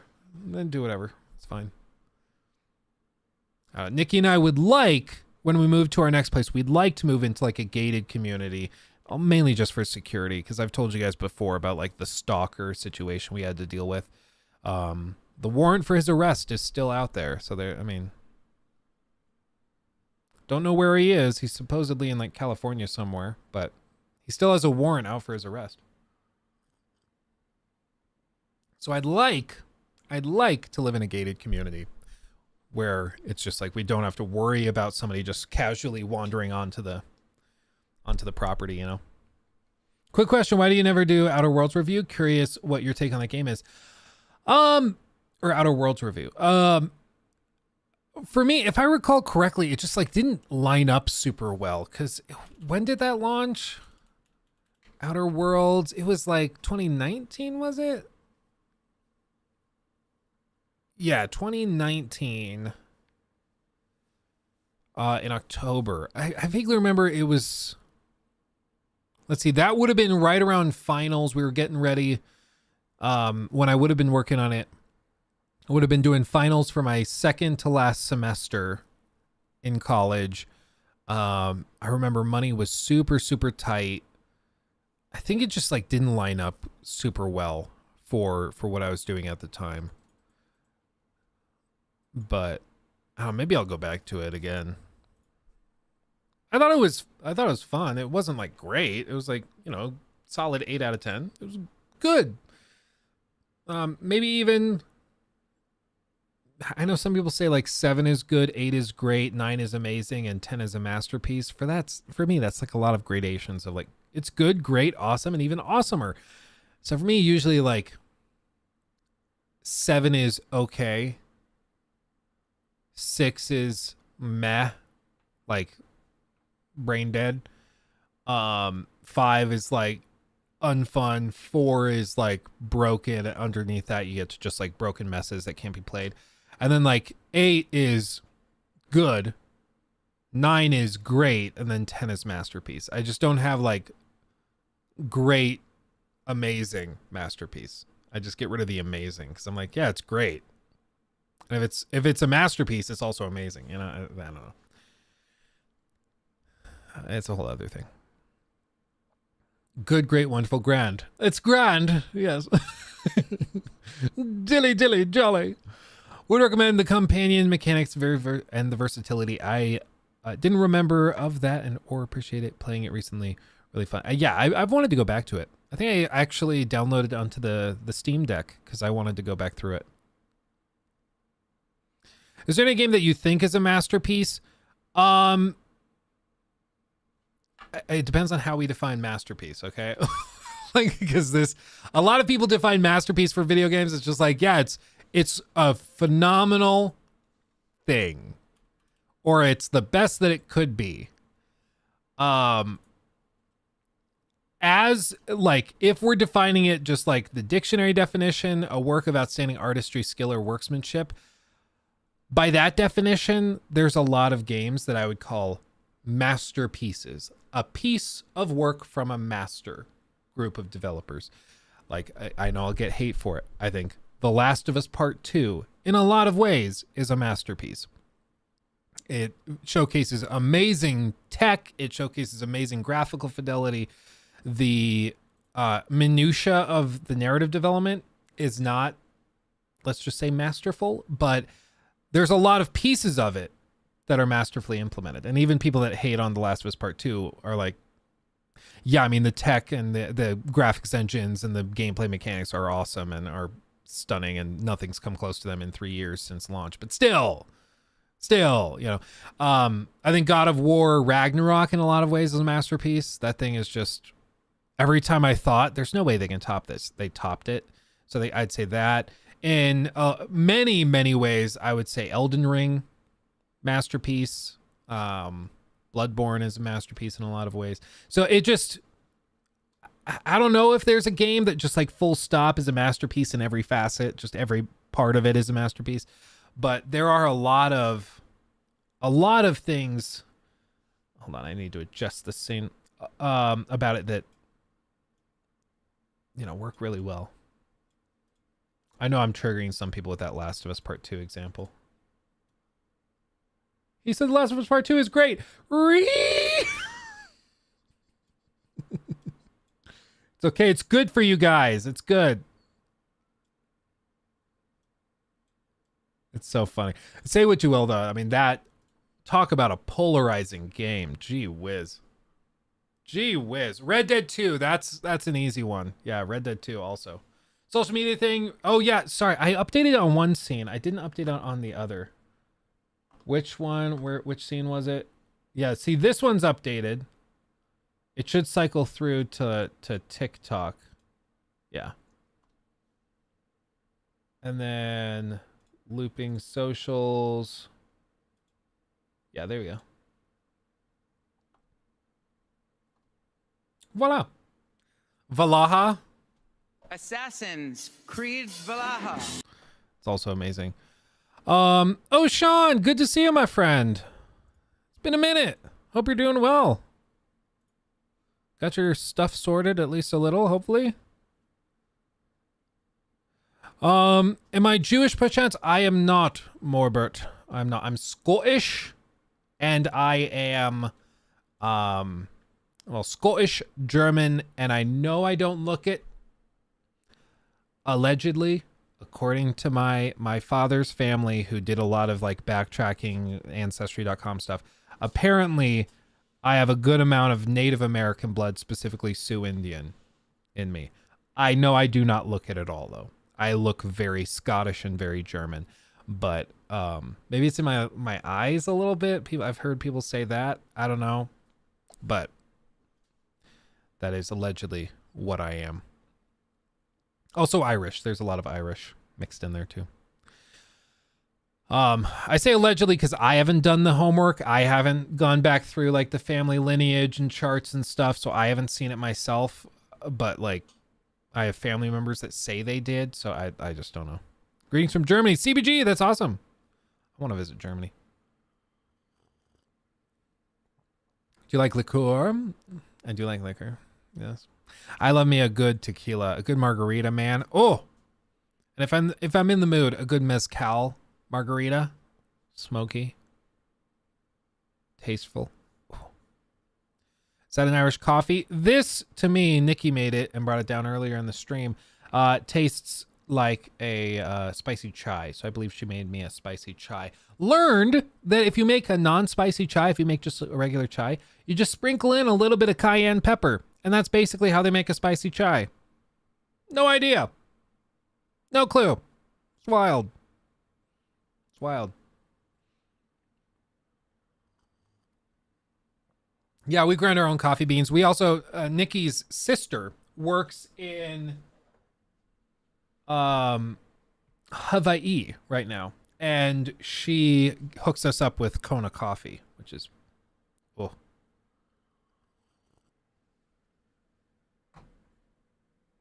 It's good stuff. It's good stuff. Anyway, Starfield getting a deep dive. I think we will. I want to go back with Maddie and I want to go through all of this Creation Engine 2.0 stuff, because a lot of it has been blown out of proportion. A lot of it is just a lot of misunderstanding. People are misquoting a lot of it, and are saying stuff that is just frankly silly. And I think it's just that there's a lot of fanboy types that just say stuff and don't really critically evaluate it. And they don't get challenged on it, which is why when like I come along and I say in a TikTok or in a YouTube video, I'm like, no, it's not a new engine. Like, but they call it Creation Engine 2. That's a new engine. I'm like, dude, it's an incremental upgrade to the same engine that they've been using for like 20 years. That's not how new engines work. It's just an upgrade. It's an upgraded version of the engine. We can agree on that. But if you're going to say it's a new engine, that heavily suggests it's different. And it's not. It's the same engine with upgrades. But it's like they just have never had anybody challenge them on the assertion. So the moment that you challenge them on the assertion, their brain breaks. Like, wait, what? Like, yeah, no, I'm not just going to believe everything you say because you said it in a YouTube video. Believe it or not. Proud skeptic. LukeStevensTV.com. Represent your skepticism. Proudly.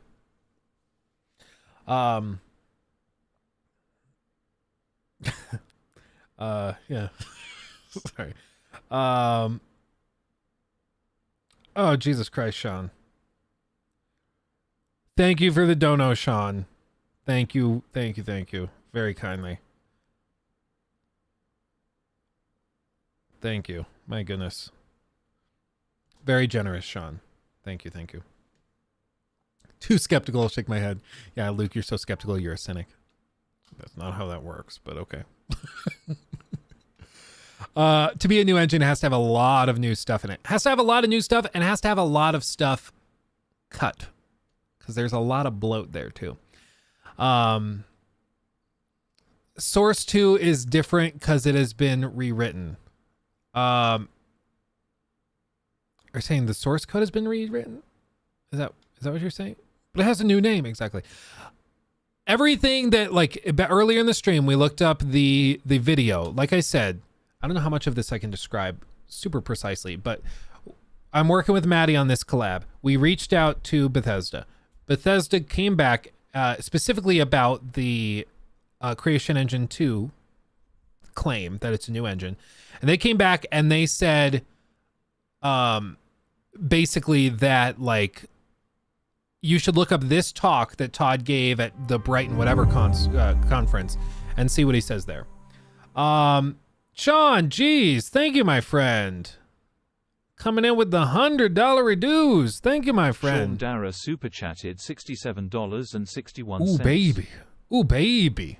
100 Australian dollar dues. Thank you, my friend. And yeah, Sean, I saw the PayPal thing just come through. That's very generous. The PayPal thing, just for people to know, if you want to just do something direct in terms of donations straight to me and the team, PayPal takes a very, very, very small cut compared to what like YouTube might take. So that's why some people choose to donate direct through PayPal. I don't always see the notifications because my phone's over here, but I did see that, Sean. Very, very generous. So thank you. So thank you. Team. Yeah, me and the group, basically to the business. So the donations come in, and then we can use those donations to pay editors, to pay staff, to pay, like, to keep the lights on, basically. Luke and the kid, yeah. Lachlan, yeah, he comes in, he's my co-host. His royalty fees are crazy. It's like a whole thing. Dude, I had an appointment with a CPA company team yesterday. Went in there. I felt so professional. I went in there, sat down at the conference table. I've got my attaché. I'm like, got all my documents and stuff. Met with the CPA, owner of the firm. No big deal. Described the business operations and things. It's pretty cool. It's pretty cool. I felt like an adult. It was good. It's going to be so nice having like a CPA company doing all of this for me, though, because I won't have to do any of the bookkeeping, any of that stuff. They're going to do it right, which is very useful. And they handle like all of that crap, which is just nice. It's just nice. Anyway. People freaked out when I said the word team. Jesus. Felt like an adult, says the man with a kid. Yeah, exactly. Well, it's just like it's another thing to like go in there and have like a professional meeting with a company that's doing a very professional thing for you, you know? Like it was nice. And they seem very, very confident that they can help us with what we're doing. So it's nice. It's nice. It's amazing when you get people that know what they're doing. Life becomes easier. It's weird how that works. But thank you again, Sean. Poggers for real. Poggers. Thank you. You just throwing Rocky under the bus, huh? What Rocky won't tell you is that he loves the bus. He loves the bus. Goodness.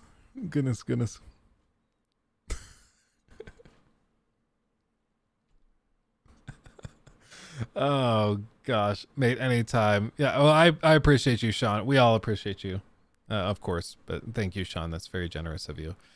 I see how it is. The good old Stockholm syndrome tactic. It's not a tactic if it's real. I mean, if it's actual Stockholm syndrome, then it's just that's what it is. Luke, that engine stuff is just an excuse. FromSoftware, I've been using the same engine for 11 years now, and every game looks and plays better. I think they look better. I don't necessarily know if they play, like, they get more expansive. I guess if that's what you mean by play better, then yeah. Elden Ring is doing stuff with those big levels that was like, you could only dream of it with Dark Souls or like Dark Souls 2 or 3. So I guess that is true. What I will say is that FromSoft released Elden Ring on PC very broken. Do you guys remember how bad it ran at launch? Elden Ring PC launch. Oh, that's a spicy title right there. But before you hit dislike, real quick, let me tell you something. I don't think the game is bad. Elden Ring is an amazing title. Amazing, great game. In fact, in my opinion, it's from like the 12 hours that I put into it, and even after this video, when I'm going to save everything, there's things like flawless widescreen that you can use to actually game in ultra wide through Elden Ring. Oh, he's going in through all of this. Make sure you Dude, by the way, I'm so bummed that I had to swap out the ultra wide again. I have this massive 45-inch ultra wide over here. That's amazing. OLED thing LG sent me. I love it dearly. But for the stream, it just doesn't really make sense to use it because the aspect ratio doesn't work right. There's no such thing as ultra wide streaming right now. If you stream on YouTube or Twitch or anything, an ultra wide signal, they'll just transform it to 16:9 and put huge black bars on the top and bottom until after it's done streaming, and then they'll remove the black bars when it processes after the fact. So it's super, super annoying. But man, I love the ultra wide. I love it dearly, but it's just not practical, which is a bummer. I have things like Mango Hut and Riva Tuner to basically get an FPS readout of the game and to gauge frame timing, which will actually show me how much stuttering can happen. If the frame rate acts erratically, that is a sign that stuttering is taking place. Stuttering basically means the game is not exactly the smoothest to play. It means every time you input something, Yeah, by the way, I love Mudahar. Let me share the video real quick just so you guys have it. Mudahar is a friend of the channel. He apparently watches the main channel content. I don't know if he watches anything of the stream. I don't know why he would. This is lame, right? It's gotta be trippy. But I love Mudahar, and apparently he watches my stuff too, which is super fun and cool. And I watch all of his stuff because he's awesome. It's not running at a consistent, smooth 60 frames per second. It's very obvious for people playing a game to notice the drop from 60 all the way down to 5 frames per second and erratically moving in between there. If you ever played a game on console, for those people that aren't PC gamers, you may notice that a game that is sometimes 60 frames per second may have trouble keeping that frame rate up. You may sometimes feel judder. You may sometimes feel input lag. And that's because the game may not be hitting that 60 frames per second target, which is exactly something that seems to be going on with Elden Ring. What's important for people who want to see this is the readout on the left, where I actually have all the CPUs being calculated and the frame rate, which is at 60. Now, in the introduction area, there's not much being rendered here, so you don't really have to worry.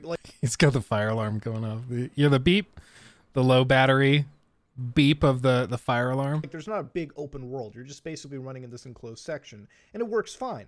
In this first initial boss battle against Soldier of Godric, I did not notice any frame rate drop whatsoever. Yeah, I only noticed it when I left the cave into the open world for the first time. When you're in these enclosed areas, the game seems to be working just fine. And that's with the game calculating alpha transparencies, various effects, and whatnot. However, what I start to notice, and a big difference, is when you start to actually leave the area and transition to a new section. So for here, you can actually see the frame rate dip down to like 49 frames. Dude, this is like a little stutter. I'm having flashbacks. Again, that was when the game was transitioning back to this section of the map. And of course, that's just the introduction. Then you get to first step, which is where the game finally opens up into the open world section of the map. And here, even traversal was fine. Every time you see it dip down to 59, 58 frames, I don't think that's necessarily a stutter. I think that's just par for the course. That's something that tends to happen really in most open world games. So I'm not going to give Elden Ring too much shit for that. However, the frame rate is going down to like 57. Okay, I was going to make fun of him for getting hit by that guy, but look at the health bar. I mean, come on. That's ridiculous. He's got half an HP left. My understanding is, like, Elden Ring's issues were specifically tied to shader compilation errors and issues, which is why every time you enter a new area or enemy animations began, you would see this happen. Just like with Callisto Protocol, just like with Gotham Knights, just like with Hogwarts Legacy for a little bit. There were issues like that. Oh, I see what you mean, Rocky. It's a little crooked. There we go. So this is something that unfortunately is all too common the last couple of years. Shader compilation issues all over the place on PC. It's amazing. But at least all of those other games were like Unreal Engine 4, but this is their own proprietary engine. And I learned this with Elden Ring. I had never noticed it before, but Elden Ring and FromSoft games can't go above 60 because their engine is hard capped at 60. And apparently, what's crazy? Oh, it was the social media tag when it swapped over to the TikTok thing. The TV leaked out through the right of the frame, so I adjusted it. I thought you were talking about that earlier, but maybe not. Anyway, but apparently their engine doesn't allow you to go above 60, and if you go above 60 and you like unlock it in the game's files and mod it, it causes like enemy AI to break, the music sync breaks, everything falls apart. It's like a big issue, which is very frustrating because like there almost is zero reason to play it on PC at that point. If on PlayStation and on console like Series X or something, it can also run at 60. So it's like, okay, you're not getting that much improvement on PC over the consoles. In terms of frame rate, you can run higher frame rates or high resolutions. I mean, and you can also like force ultra wide support, stuff like that on PC, but the trade-off is 7. Not That great. said, though, we are gaming at a really high resolution. So again, little margins of errors can happen, and these wouldn't really be stutters. I wanted to really extremely check this and get a bunch of enemies on the screen and see how hard it would stutter too. And it was dipping down to 57 frames per second. But it was still relatively smooth. It wasn't like a big lurch that I was expecting, right? Again, the enemies killed me, I died, and one thing you can really notice is when you're traversing through this open world, you'll notice those lurches, like here at 55 frames per second. When you're entering a new location, the game is like reloading in assets. And again, I'm getting attacked over here. This is not where the frame rate dips are happening. Again, it's not the fact that we've got enemies and CPU logic going around. We have plenty of headroom there. What's happening is something in the actual loading, something in the streaming engine is kind of causing an issue as far as I've been able to tell. Specifically, shader compilation. Because as you would play more of Elden Ring, if you put in like 10 hours, it would perform better and better and better, especially if you went back to areas that you already were at. And so it became very clear that the performance was probably tied to those shader compilations, because once they're compiled, it runs fine. But if it has to compile something in real time, you get those stutters. But all of this started from saying that, you know, Elden Ring, I think it was Crimson mentioned that FromSoftware and their engine has just been getting better and better over time. That causes all sorts of, it isn't necessarily the case that it runs way better year over year. It actually has had its own fair share of issues. Luckily, they were able to fix it pretty quickly, but, you know, it also is helped by the fact that Elden Ring was so amazing that people were able to look past it, you know, pretty quickly. Nikki just sent me something. She sent me a text that just says, literally, the idea of the baby, the new baby that's coming in June, wearing the onesie that my little brother Eli got for him is making her burst into tears. Just the idea of the baby wearing this cute onesie my little brother got him is like making her cry. This is later in pregnancy. The missus gets like very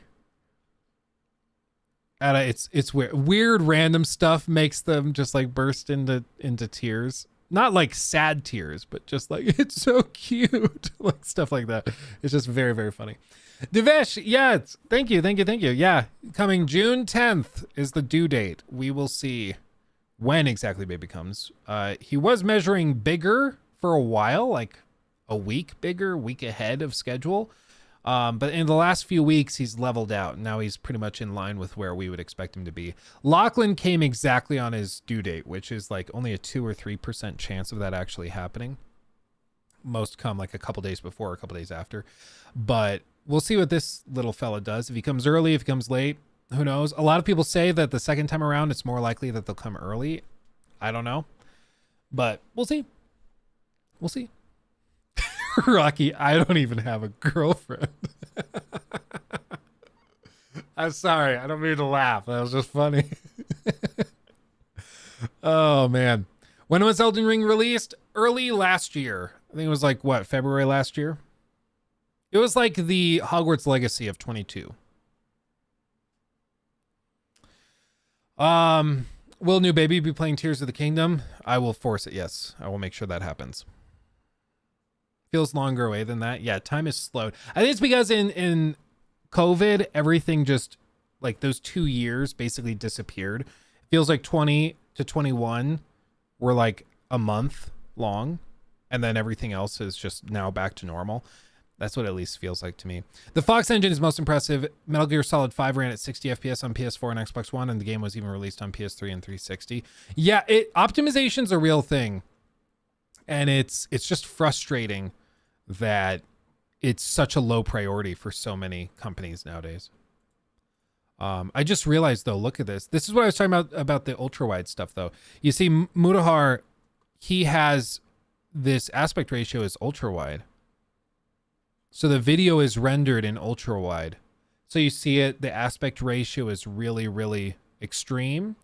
And then when I go full screen on 16:9, it puts black bars automatically on it.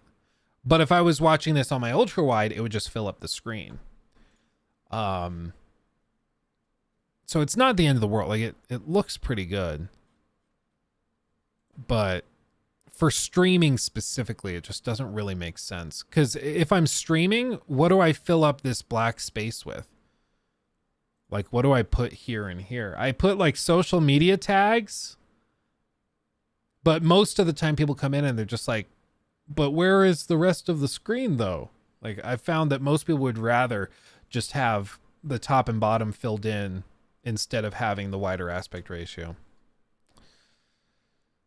For my midlife crisis, I wanted a better minivan.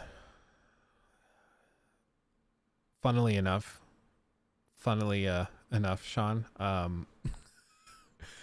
Nikki and I have been talking about potentially getting a minivan. I want a Tesla, but I know it's financially irresponsible to get a Tesla when you don't need a Tesla. We have a nice car that we own free and clear. And it's great not having a car payment, only having to pay insurance, but geez. Some of those new minivans are nice. We went to that wedding in Texas a couple weeks back, and we got the rental car. They upgraded us for free to a minivan. It was like a brand new Chrysler Pacifica. That thing's nice, dude. I know it's like total dad bod vibes, but man, that minivan, it's massive, it's techy, drives pretty well. Like it's pretty good.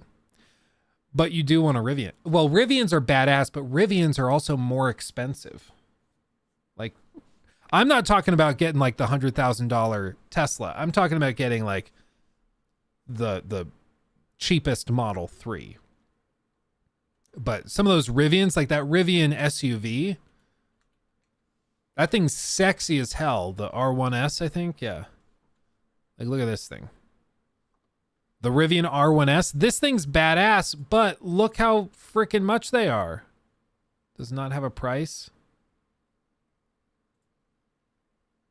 It doesn't have a price. Hold on.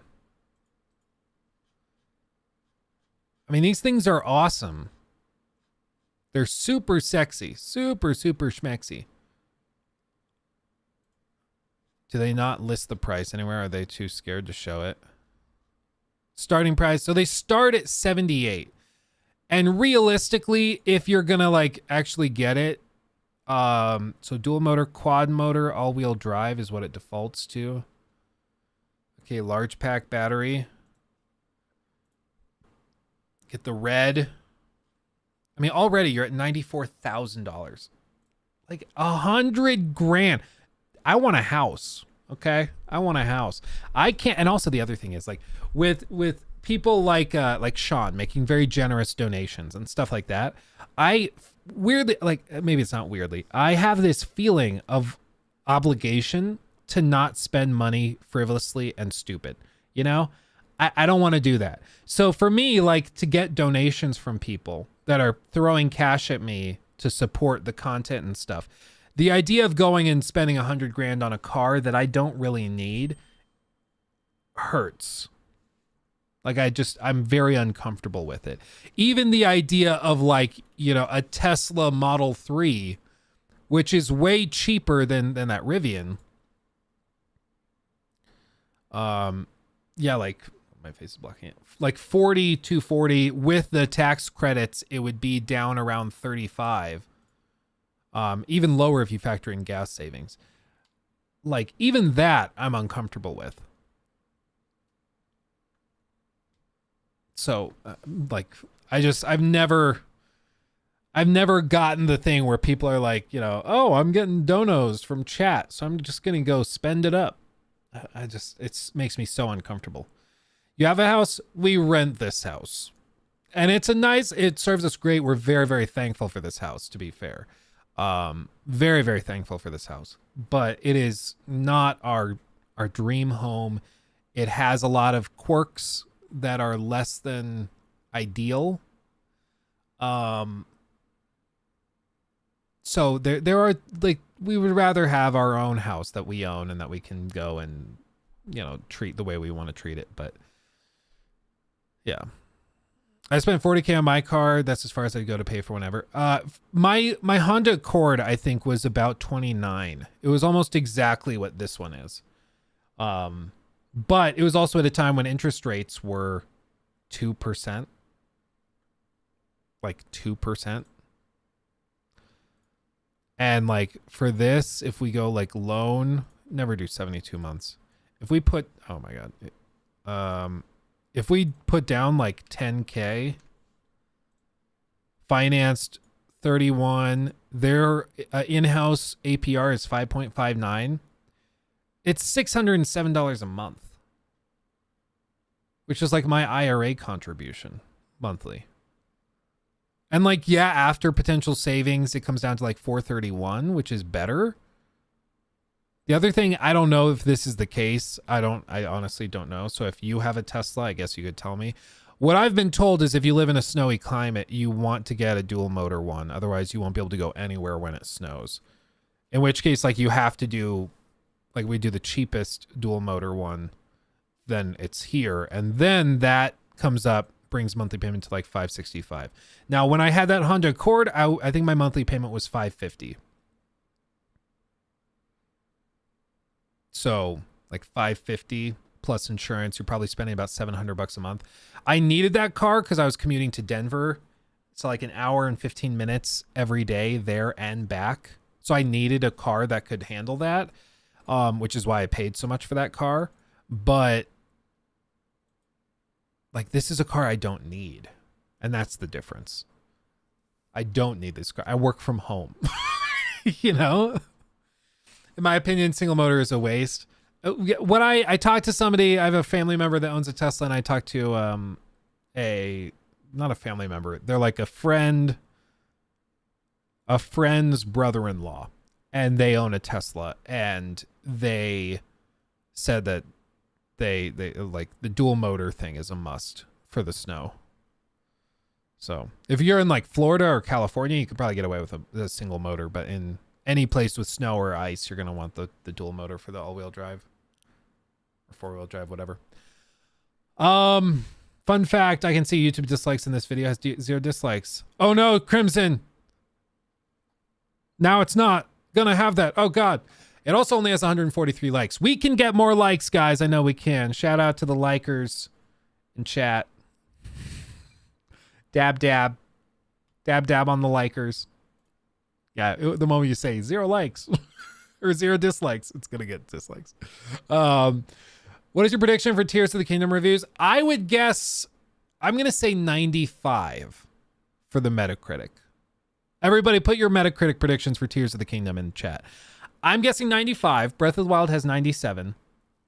But I'm going to guess 95 because I would expect it's received slightly lower than Breath of the Wild because it's not as huge of a change as Breath of the Wild was over the previous games. 87, 94, 92, 94, 97, 89, 90, 93, 94, 86, 93, 92, 96, 98, 91, 91, 94, 94, 96, 97, 87, 89, 97, 89 to 80. Okay. Okay, Crimson. Or 98. That's... I don't know what I was planning on doing with that information, but it seems like there's a lot of 94s. A lot of 94s. Oh, I saw your message, Rocky, but I was reading off the numbers. Why would I break up the number reading with with reading. No, I will not. Fantastic game, but more of the same. I just think, and it's funny because it triggers people when you say it, but I think it's gonna be even if it is truly like adds a ton, it's Breath of the Wild 2, basically. I mean, it's same engine, same graphics, running on the same hardware. It's not going to be a generational leap, which effectively Breath of the Wild was a generational leap. And whenever you have a generational leap compared to a sequel that takes it and then refines it, it probably will feel less magical. It's there's the potential for them to just go bigger and badder and crazier, like what God of War Ragnarok did over God of War 2018, which that was kind of the same situation where God of War 2018 was a generational leap, totally new theory of game design, totally different attitude. And then God of War Ragnarok was refinement and looked very similar to the game that came before. And it ended up being amazing and having so much new stuff that people are like, oh my God, this is great. And I'm hoping that that's the same kind of thing that happens here. I'm hoping that this is the God of War Ragnarok to the 2018 version. But we shall see.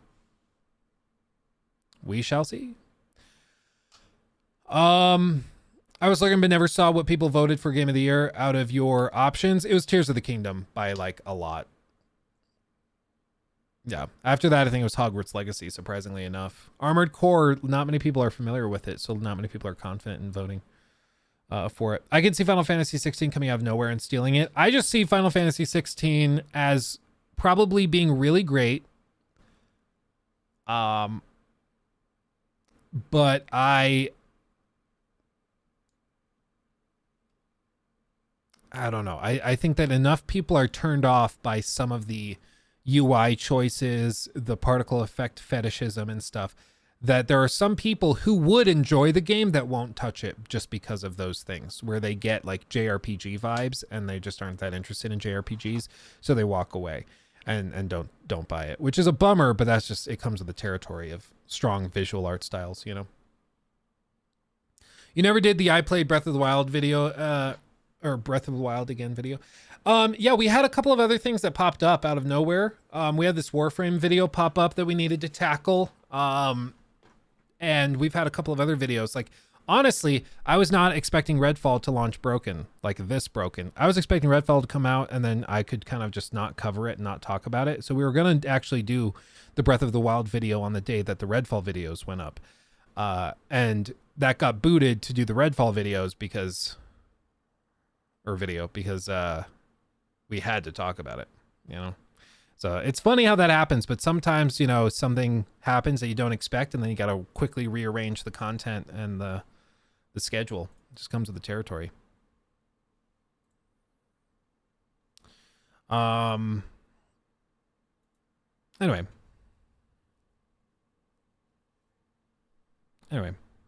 Hot take, I think Starfield is going to be a lot better than we're expecting. I really hope so. I as I've said, there's things about it that get me excited. I am genuinely pumped for this like spaceship customization and crafting thing.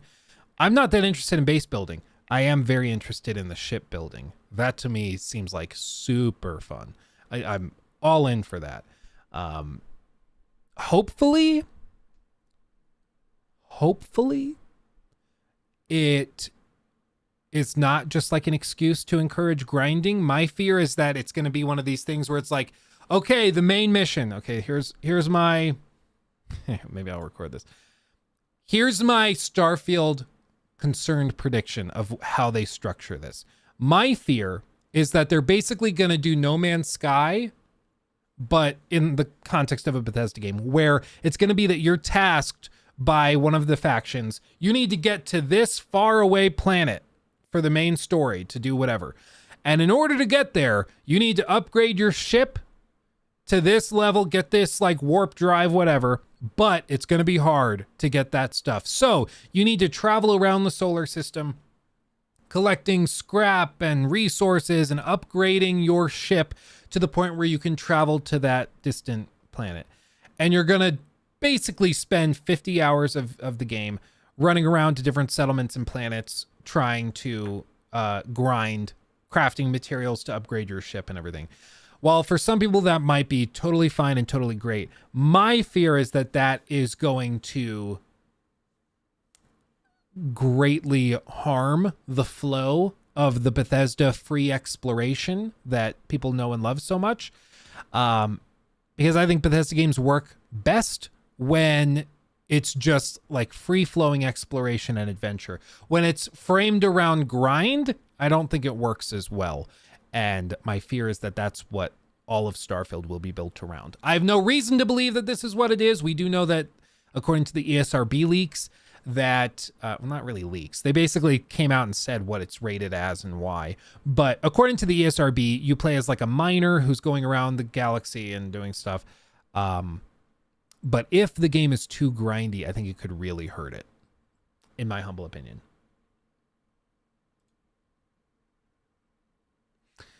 Take a ride with me. Thank you for the 5. If Starfield doesn't have a Cyberpunk 2077 release, I'll donate $100 to you. Hold me to this bet. Everybody, remember. I don't know. Cyberpunk was really bad. And I think part of what made it so bad is that it was, for a lot of people, a surprise. A lot of people did not expect Cyberpunk to be a cluster. You know, a lot of people did not expect it. So I'd say the overwhelming majority of people didn't expect it to be a cluster. So that made it particularly bad. But I think a lot of people, and maybe this is like the secret advantage that Bethesda has, expectations after Fallout 76 are kind of low. So maybe it is the case that they come out and it's relatively polished. It's not a total broken mess. It could use some patches and stuff, but it's not like a total disaster. And it like is pretty good. If that's the case, then I think a lot of us will be like pleasantly surprised. Like, I'm in. This is the great thing about being a skeptic, is that if you go into it with a lack of hype, you go into it being like, yeah, I'm willing to be convinced. I just want to see the evidence to back up the claim that this thing is awesome or will be awesome. And if they come along and they surprise us and our expectations were here and the game is here, you're way more excited about that than the guy that was expecting it to be here and then it lands here. This guy's sad. This guy's excited. And the problem with like fanboyism is that you're always here and very few games meet those standards. And so you're always going to get, not always, a lot of the time, you're going to get burned. And I've been burned by many games. And as a result, I don't want that burning to happen again. And I found that I can appreciate games a lot more when I go into them with lower expectations and I avoid the easy hype. That is fun for its own sake. It's fun to be hyped for stuff, but it can also lead to some real disappointment in the long run. Dude, I paid $700 for a Series X and a week off of work for the Cyberpunk release. That cured me of pre-release hype forever. I think it did for a lot of people. I think that level of disappointment is not something that people forget. Oh yeah, Rocky, that thing. I guess we could talk about this. This will make a good Redfall. Hold on, Young. This will make a good stream clip. Okay.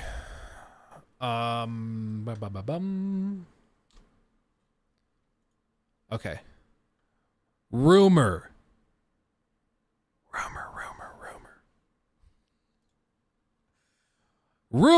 Assassin's Creed Mirage internally delayed yet again. This comes actually from the same guys that have been leaking a ton of stuff with regards to Assassin's Creed, Ubisoft, all over the place.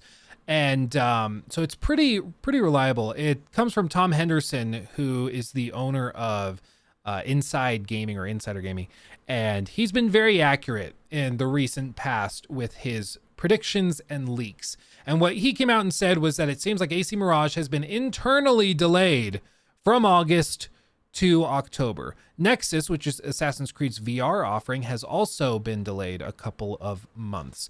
And what I've heard through the grapevine as well, and what Jor Raptor, my podcast co-host, has also heard from other people, is basically this. It seems like this is all but confirmed that now it's being pushed to October, was originally planned for August, but it's being booted back just a little bit to give them a little bit more time.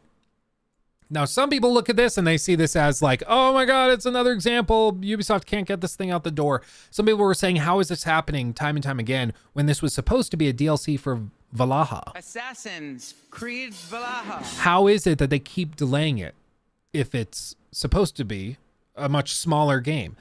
And it's simply because it was started originally for like a few weeks. They thought of it maybe as a DLC, and then they thought, oh, we should do a standalone thing. And then they started working on it, and it's just gotten bigger and bigger and bigger. And then people have also started to expect more and more and more. And that's why it's been delayed. That's why it's been pushed back so much, because it was originally just maybe going to be a DLC that's 10 hours long, maybe. And then they got this idea that, hey, we could do a standalone release, bring it back to basics, give them their own city of Baghdad to explore and do all of this. And so I don't view this as like a bad thing. I see delays as potentially a good thing. And frankly, the fact that Ubisoft is willing to delay after the problematic releases of the last few years, I find that more comforting than concerning. If they refused to delay it, if they were just trying to force it out, I'd be more concerned. The fact that they're willing to push it back after years of no major release for Assassin's Creed, to me shows that they're really concerned with getting this right. Who knows? Maybe it's just a sign that right now it's a totally broken mess and they're going to release it as like a sort of broken mess, kind of like Jedi Survivor getting delayed time and time again, and then it still launches buggy. Maybe that's what we're dealing with here, or maybe they're just trying to polish it up. Who knows? I guess we'll find out. We will find out.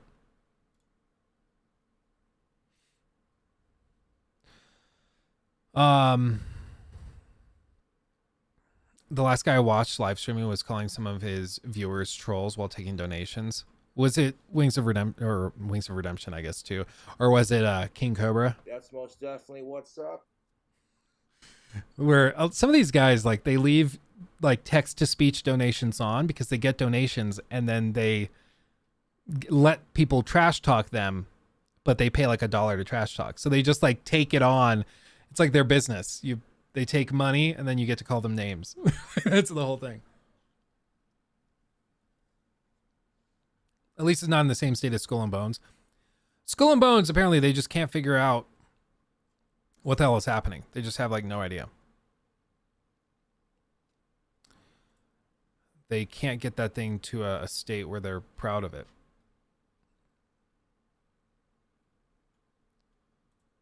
Which is crazy. Okay, I want to watch this thing from Yong about... Salutations, everybody. It is Maddie. Hold on, Maddie. I want to see this because apparently Yong is going to go into some detail about the mock review scores that Microsoft used in the lead up to the release of Arcane's latest Redfall. Now, if you're not familiar with this is the video I just put in chat. If you're not familiar with it, basically Phil Spencer came out and said after Redfall's reviews dropped that were terrible, he said, well, we ran internal reviews and we're very surprised that the game has been received the way it did or was, because according to our internal reviews, this was not how the game was going to be received.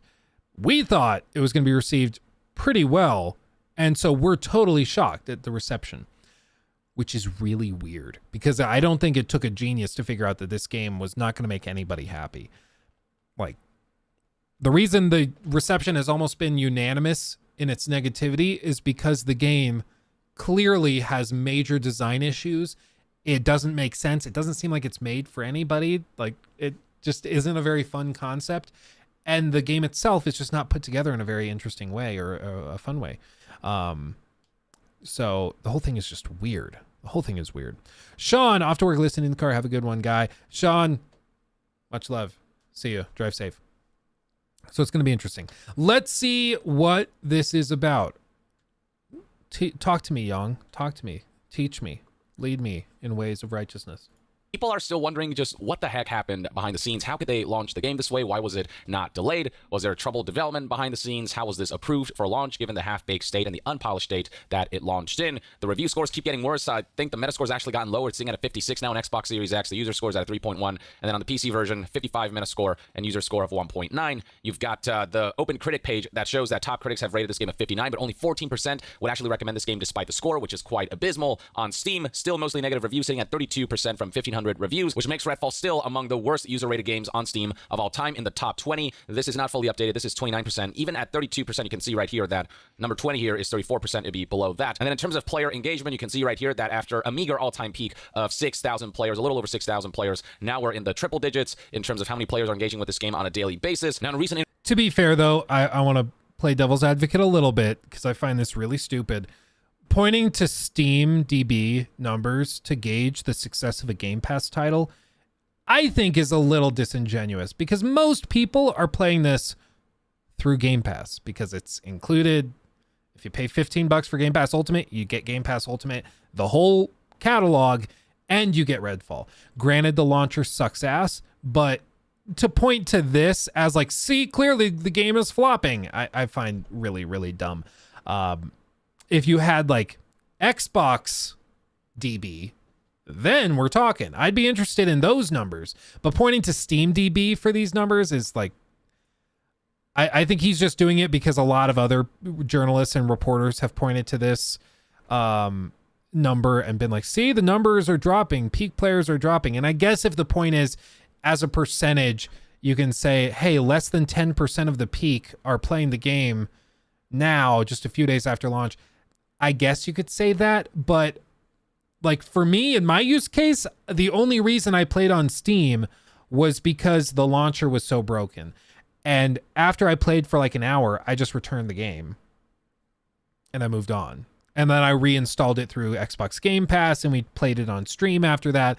But again, like looking at these numbers, I just don't find to be very, very useful at all. But without a doubt, I mean, the game has not been received well whatsoever. Over 6,000 players. Now we're in the triple digits in terms of how many players are engaging with this game on a daily basis. Now, in a recent interview with Kind of Funny, Phil Spencer was very open and candid about what happened with this game. He addressed Redfall's poor launch and straight up admitted that I take responsibility. I'm upset with myself. And that's all something that I've covered in a previous video. I appreciate his candor, but at the same time, Xbox does need to start executing. Sentiment only takes you so far, as I've said before. Now, one thing that I haven't covered yet is something that Phil Spencer mentioned about behind-the-scenes goings-ons, where he said that we thought genuinely that this game would rate better, and the metric that he used to see whether this game was worth launching in the state that it did was mock reviews. This is an article by News Outlet. I do find it funny though, double digits higher is still in the 60s. You know, like it's at 55. So double digits higher. So at least 10 points higher. That's still in the 60s.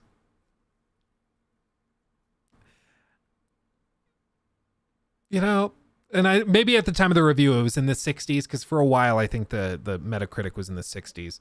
So if that's the case, then it reviewed internally in the 70s. Still not great, but all the evidence seems to point to Microsoft being aware that this was not going to be like a banger. This wasn't going to win any crazy awards or anything. They knew it wasn't going to be received super well. They just wanted to get it out because they thought that it probably was just not a great concept, but it had already been in the works since before all of this, you know, the acquisition. I almost said Activision, then acquisition. This whole thing. I need more coffee. It happened before the acquisition went through, so they didn't feel like they could just walk in and cancel it, basically. And Rocky, don't worry, I already posted the link to the video. You're good. Multiplayer first with a headline that reads, Redfall mock internal reviews rated it double digits higher, says Phil Spencer. Now, this is not the first time that I've seen a headline like this where a disastrously launched game came out to really poor reviews, didn't sell very well, and then after the fact, a developer or a producer or somebody higher up in the chain comes out and says, you know, we thought the mock reviews were a good indicator that this game was, you know, while not perfect, good enough to ship in the state that it did. And to this day, I'm still wondering, why the heck do we rely on these mock reviews that are woefully unrepresentative of real-world conditions? And how are these mock reviews taking precedent over people higher up in the chain who can make tangible decisions, actually playing the game, sitting down, checking it out, and basing decisions off of what's actually there. Because with Redfall, it's immediately apparent that the game is woefully underbaked. The game design, the empty open world, the seriously messed up enemy AI that has been highlighted by pretty much universally all reviewers out there who check this game out, just how underbaked everything about this game feels. There's some conceptual elements that definitely feel like they have potential with Redfall, but this game is so woefully underrealized that I don't know how mock reviews became the metric for, yeah, no, Redfall's in a good enough place, let's ship this out there. I mean, again, it might have just been that the mock reviewers said, hey, if you get this polished and it's in a good technical state, we'd give it a 75. Maybe that's what they said. Because a lot of people have done reviews, or who have done reviews, will tell you, including myself, that we'll play games and we run into technical issues and we'll tell the developers or the publisher about it, and they'll say, oh, that's on our list of day one patch fixes. Okay. So then it puts the reviewer in this weird spot where it's like, okay, do I ding the review because it has bugs, the version I'm playing has bugs, or do I take their word for it that they're going to fix it? Like, what do you do? And it depends on how severe the bugs are. Like if you guys remember my review of God of War Ragnarok, I had multiple soft locks, that they later fixed. I believe they fixed them on launch day, or for launch day, because I told them like a week before the game came out, hey, I ran into this thing, Brock just like doesn't spawn and you can't do the puzzle. And so they fixed it. It's no longer a problem, but they told me they would fix it, and they sure enough did. However, there's been other times for like AA studios, I won't name them specifically, but AA studios where I've mentioned bugs that were not fixed on day one at all. When I did that Callisto Protocol review, Callisto Protocol ran really well on whatever it was, like Sunday morning, but they issued a patch at Sunday at like 3 p.m. that broke everything. And then all of a sudden the reviews came out and they didn't match up. So sometimes it's not necessarily the reviewer's fault that the review doesn't match the game itself. Sometimes it's just that like the conversation between the devs and the marketing team, or the devs and the reviewer, wasn't clear enough, or they simply failed to address the issues that the reviewers put out. And what all of this seems like to me is that reviewers probably said, hey, if the game is running well, it probably is like a C+. Which I would say might be fair. Like, I could see some people enjoying Redfall if it was working really well. I could see some people playing it and having a decent time, especially as a Game Pass title that they just get to download. They don't have to pay up front for. For $70, it's insane. Still, it would be a terrible, terrible game at $70. But as a Game Pass title, yeah, maybe like a 7 out of 10. More like 6.5. But like a 7 out of 10 if we're being really generous, if it's polished out the ass. But unfortunately, it launched super broken. And that's why the scores came in so badly. And when a game is so broken that it is visibly problematic, pretty much no matter where you are in the game, that's just going to ding, lower and lower and lower the score. And that's precisely what happened with Redfall, is it's just like, it's busted. So much so that like you can't play 10 minutes of the game without seeing a handful of bugs or things not working properly. There, because I feel like it doesn't take much to see that Redfall should have been delayed, not just even by months. Months wouldn't have been enough to fix this. By years, I think they needed to overhaul many aspects of this game. Here's what Phil Spencer... I just frankly think that it wasn't a good idea. I think that more than anything, they probably should have just canceled this when they took over. Because if they did not believe in the vision of the game, if they honestly thought that this was just not going to be received well because the idea was not great, I don't think it was going to magically fix with more time. I think it just didn't make sense as an idea. Like Max said, yeah, Phil low-key threw Arcane under the bus. Quote, I believe in their artistic vision, followed by, quote, no point in delaying. They couldn't meet their internal goals. I.e., that was a crap idea. Yeah, I think that they looked at it and they just said, listen, I don't think that this game was ever going to do that well, so let's just get it out. It'll sit at a 75 out of 100, and then we'll have Starfield come along and hopefully hit it out of the park. I think that was their idea. But instead, the game came out broken, and it's at a 55 out of 100, and they're like, oh, crap, this is really bad. And plus, as we saw and we talked about in that other video that we did, it seems like Phil Spencer and his team have had a really different approach to how Xbox ties together with these companies and studios, where a lot of the like higher level execs have approached it as Xbox and these studios are separate. Xbox owns these studios, but the studios are their own thing. So they get to make their own little creations, and then those creations go out into the world and they're on Xbox, but they are still Bethesda games. They're still Arcane games. They're not Xbox games made by Arcane, right? And I think that was just a fundamental misunderstanding where no matter what they do, if Arcane launches a broken pile of crap, it lands back on Xbox. It still is an Xbox problem, and it makes Xbox look badly. And I think that they just totally misunderstood or underestimated the power and impact of that negativity, because it's a real issue. It's a real problem. Specifically said about this, as anybody in the industry, we have all seen downs on the score, referring to the fact that Redfall launched to basically mostly 60s in terms of review scores, and looking at the Metascore you saw, overall it's sitting at like in the mid 50s. On the score, we do mock reviews for every game that we launch, and Redfall's review scores are double digits lower than we thought they would be through our mock reviews. We would never strive to launch a game that we thought was going to review in the low 60s. Low 60s. So at the time he said that, it was in the low 60s, and he said it reviewed double digits higher. That still means 70s. Like 70s isn't great. 70s are, that's okay. It's an okay game. But again, it just reaffirms that they never thought that this was going to be great. They never thought this was going to be an awesome game.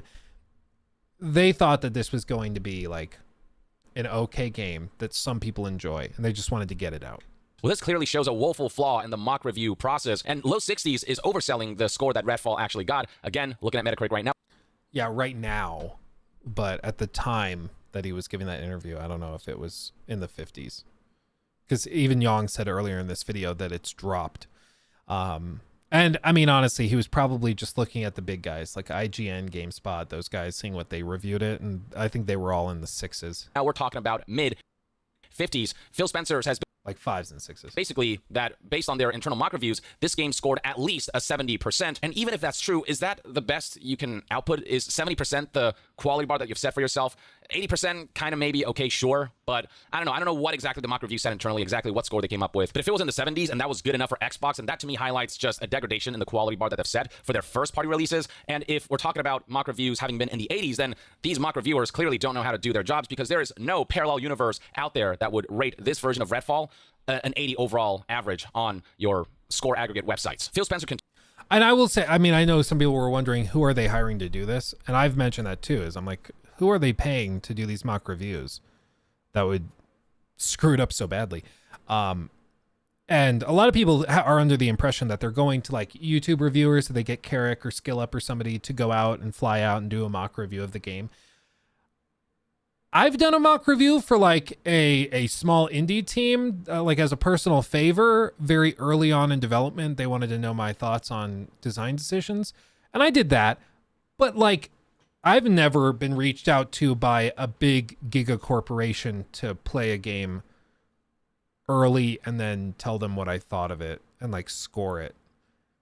That's never, I mean, I've been invited to like preview events where they ask for feedback, but never a mock review.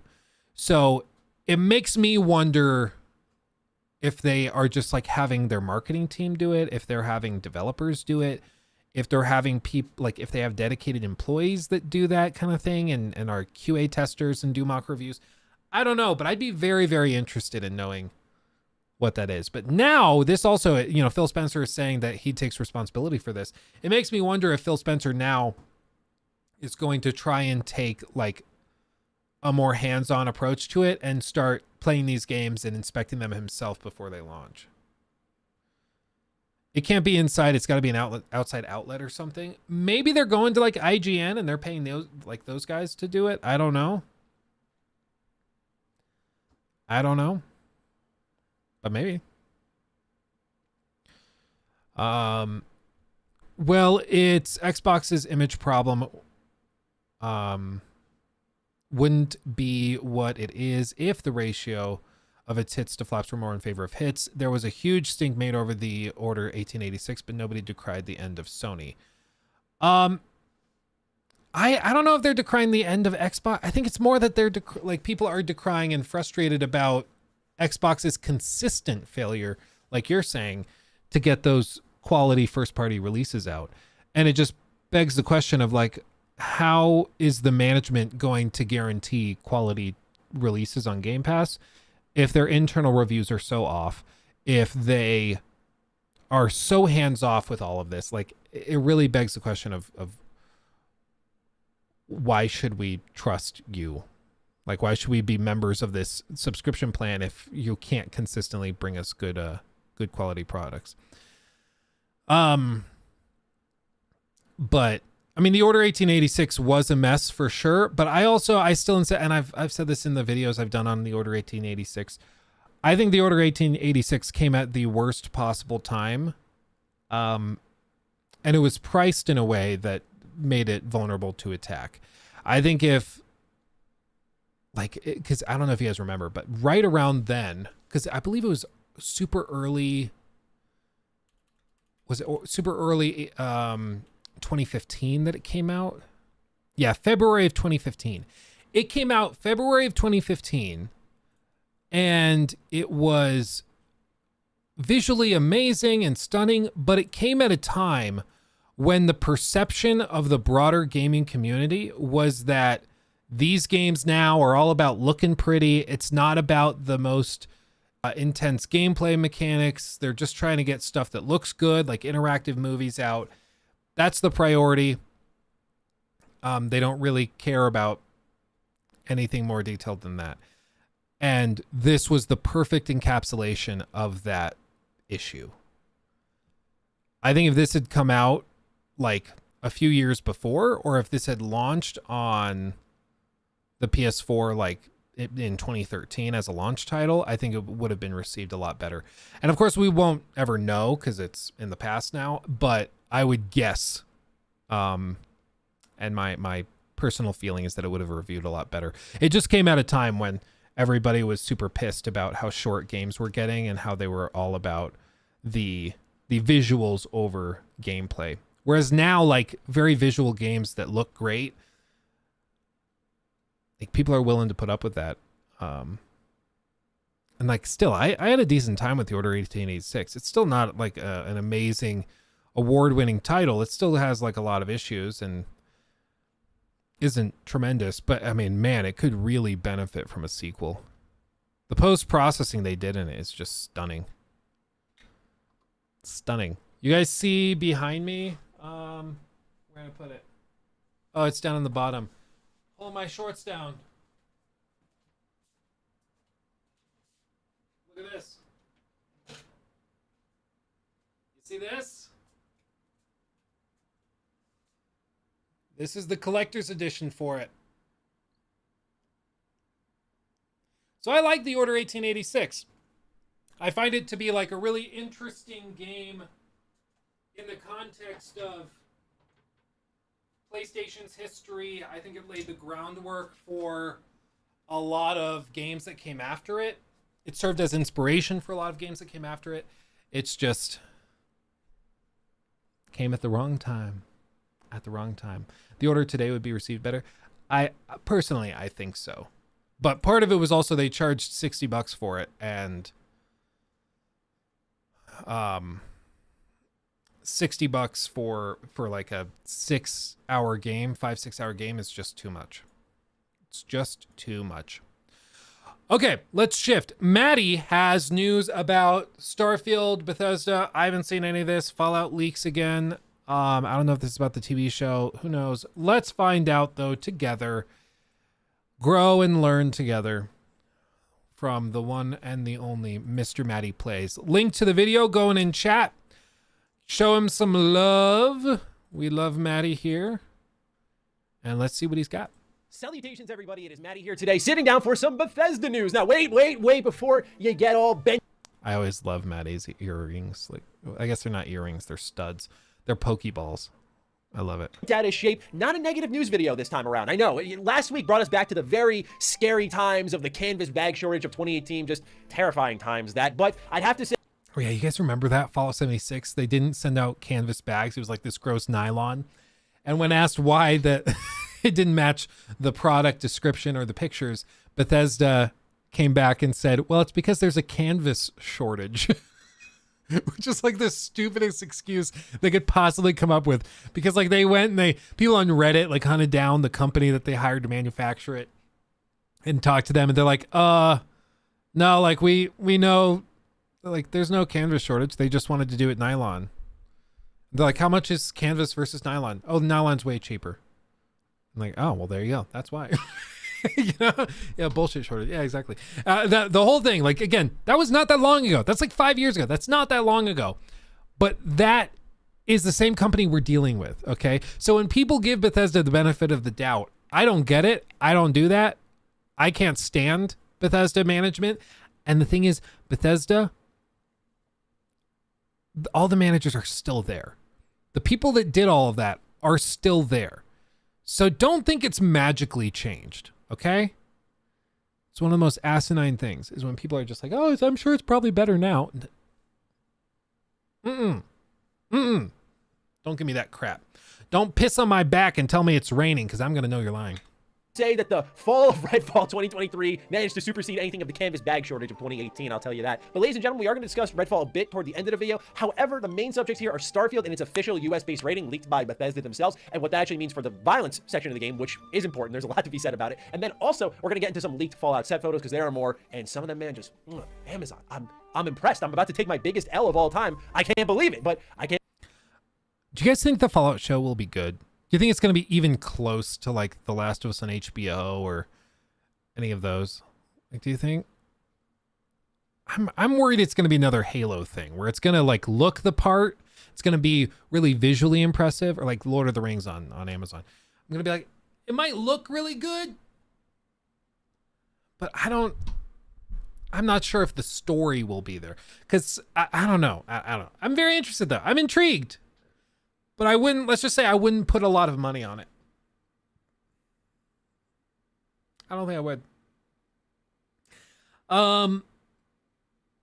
Let's see. Oh, Nuka Rum too. Oh yeah, dude. That was a whole other thing. That was a whole other thing. Maddie comes across as a genuinely happy guy even when he's doing a bad news video. Yeah, I freaking love Maddie, dude. I love Matt. Like I tweeted, I sent him like a DM like the other day. Just like, hey, do you want to do another collab? I want to tackle this, blah, blah, blah. And he shoots back and it's like, oh yeah, hell man. Yeah, man. I hope you're doing well and all that. Like, he's just a chipper fella. And he's doing really well. He's making big steps in his personal life. I don't know if he got married. I'm pretty sure he got engaged recently. I don't know if the wedding happened, but he's on his way. He's working. So I'm glad he's doing well, you know. Can't wait to see the show. Here's hoping that trailer's on the way. But ladies and gentlemen, if you're new here, you're into Bethesda news and information. If the last week was anything to go off of, when things pop off, your boy's right on top of it. So thank you so much for tuning in. Thank you for all your support lately as we steamroll our way to that Xbox game showcase with the Starfield director. I imagine there will be a lot to talk about. But before any of that Bethesda news, allow me to tell you about today's sponsor. The following video is brought to you by... It's just me, or is it like kind of stuttering? I think it's kind of stuttering. Let me try refreshing. Gluten-free, allergen-free, and off your first month with Ritual by going... Those just look cool. I don't know what that is. Starfield, let's get right into it. So last we spoke about Starfield's rating, it was in Australia. Now, Australia has been aggressive on the ratings board in the past. What we learned through the Australian ratings board with Starfield was that drug use would be a thing you see pretty often in Starfield. And this would make... Yeah, Rocky. Go ahead. Try to reach out to him. That'd be super cool. Yeah, if he wants to have a conversation about like the impact of AI in game development. That could be super cool. Because he messed around in Unreal Engine. I think it'd be fun to talk to him. Maybe if he wants to come on for a segment on Friday or Monday or something, that could be cool. Makes sense because we learned about Neon in one of the game's early trailers, which is defined as a pleasure city with a brand new drug present there. Pleasure City! Guess where I'm going to be the whole game. I'm never leaving. And given Bethesda Game Studios' history in Australia, where they had to change morphine to Med-X in Fallout 3, it wasn't... Oh, yeah. Dude, you Aussies are so weird. You guys are so weird. That like, oh, no, this video game has morphine in it. We can't do that. That's not God's way. Med-X, that's fine. Whatever. Oh, it's the same exact chemical, but it's just called something different? Yeah, that's fine. That's fine. But how dare you say morphine?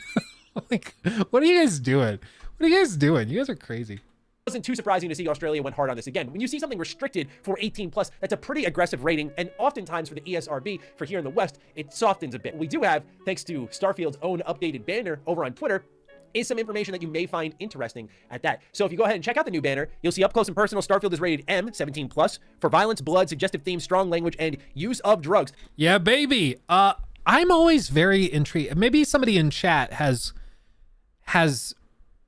like an explanation for me, but I like, do they just go, the rating agency, do they just go to Bethesda's office and then like sit down? Do they play through the whole game, or do they like ask the devs for a list of all the problematic things that might be in the game? Like, how does this actually work? Because I mean, they're still working on the game, and I can't imagine that like the ESRB is going to send guys to go and do a completionist run of the game. Or maybe they do. Or do they just like go to the studio and say, hey, give me a list of all the stuff that happens in your game, problematic, not problematic, all of that. And then they have to do that. But like, what happens if they lie? Do they get fined? What if they say like, oh yeah, there's all this, but they don't mention this optional side quest where something really messed up happens that would take it from teen to M, or from M to adults only? Like, you know, like, is it just about asking, and then they could be punished by fees or fines if they aren't totally truthful? I've always been fascinated by it. I don't know. They play the whole thing. I'm guessing they ask. Honor system. I mean, I'm sure that they get dinged pretty hard if there's something that they add to the game that was not communicated to regulators. It's not a thing you want to do, but yeah, it's just always fascinated me, that process. I feel like I saw some documentary way back in the day where they explained it, but I cannot for the life of me remember what it was or what. I remember our media going crazy over Call of Duty's No Russia mission back in the day. Yeah. Oh, yeah. Oh, Mrs. Babe is calling. Hold on. I'll go on a BRB screen. I'll be right back, guys. Okay. The Mrs. is calling. Okay. Give me a second.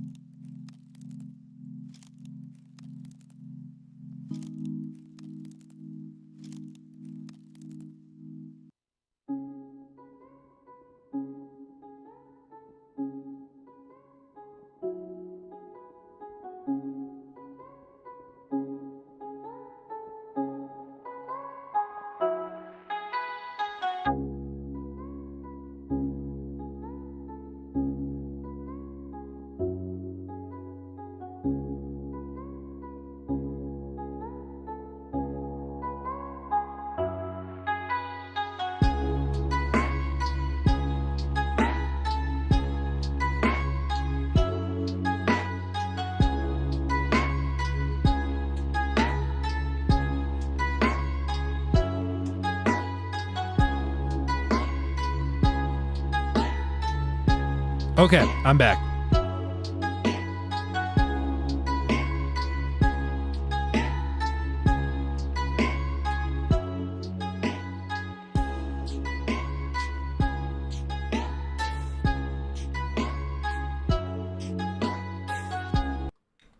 Now, following Bethesda slipping out the rating from the ESRB, the rating summary has now been published in the... Wait, hold on. A quick search says the devs send a video and a team of 3 reviews it using a questionnaire as guidelines. Okay. The SRB ratings for video games are based on the consensus of at least 3 specially trained raters who will collectively assess a game's content and deliberate about what rating should be assigned to a game. Okay. Interesting. Yeah, I just did search myself, and it looks like they sent a self-report on a questionnaire. I'm guessing there's fines involved if they misreport. Yeah, I would assume so. Prior to release, they fill a questionnaire, quickly sends game or apps rating category, content descriptions, interactive elements, or digital games. Like in films, I remember it's like, at least in the US, you're allowed like one F-bomb in a movie, and it still retains PG-13. If you have 2, it becomes rated R. So, like, we saw Guardians of the Galaxy the other night, the new one, and they have one F-bomb in the whole movie. And like, you can tell when it happens, they're really happy about it. They savor it, and then they move on, but they don't do another one. So I think that's a similar thing. It's probably fines involved if you're not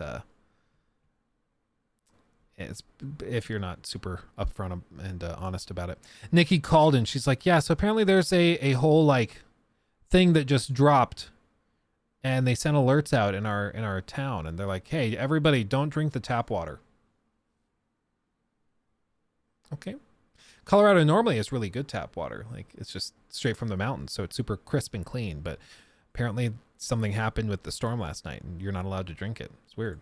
And there's quite a bit of information we can take away from this beyond any of the blood and gore stuff we're going to get into, which is the rating summary here. It says this is an open world role-playing game in which players assume the role of a miner tasked with finding artifacts across the galaxy. From first/third person perspectives, players interact with various characters, complete quests, and search for supplies while battling enemies like humans, robots, alien creatures.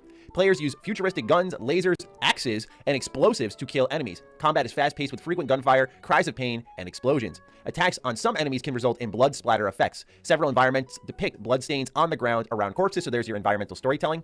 The game contains some suggestive it's also just blood material in the dialogue, and after sharing a bed with characters, so this is going to be that Fallout 4 type of romance, they say, life is a sexually transmitted disease that's 100% fatal, or I'm all for getting a little wild, but next time let's try it without the jetpacks. Kind of reminds me of McCready with the mute fruit stuff. Talk about seeing stars. Woo, that was amazing. A fictional drug, Aurora, so this goes back to the neon planet we were talking about, is prominent in the game with a section involving players' characters working in an illicit drug lab. Players can also obtain Aurora by stealing or buying it from vendors. Consuming Aurora result in a distortion effect on the screen, which we've seen before in Fallout. The words fuck and bullshit appear in the game. Now, what's also caught people's eyes, because the rest of that's pretty self-explanatory, is the bottom left corner where they mention in-game purchases. Now, a lot of folks went, oh, it's microtransactions. And hey, that's always possible because technically Creation Club is a microtransaction storefront. This could also be based off our speculation and purely speculation that Skyrim is going to get some sort of marketplace. That's a whole separate topic we've done deep dives on if you want to check out that.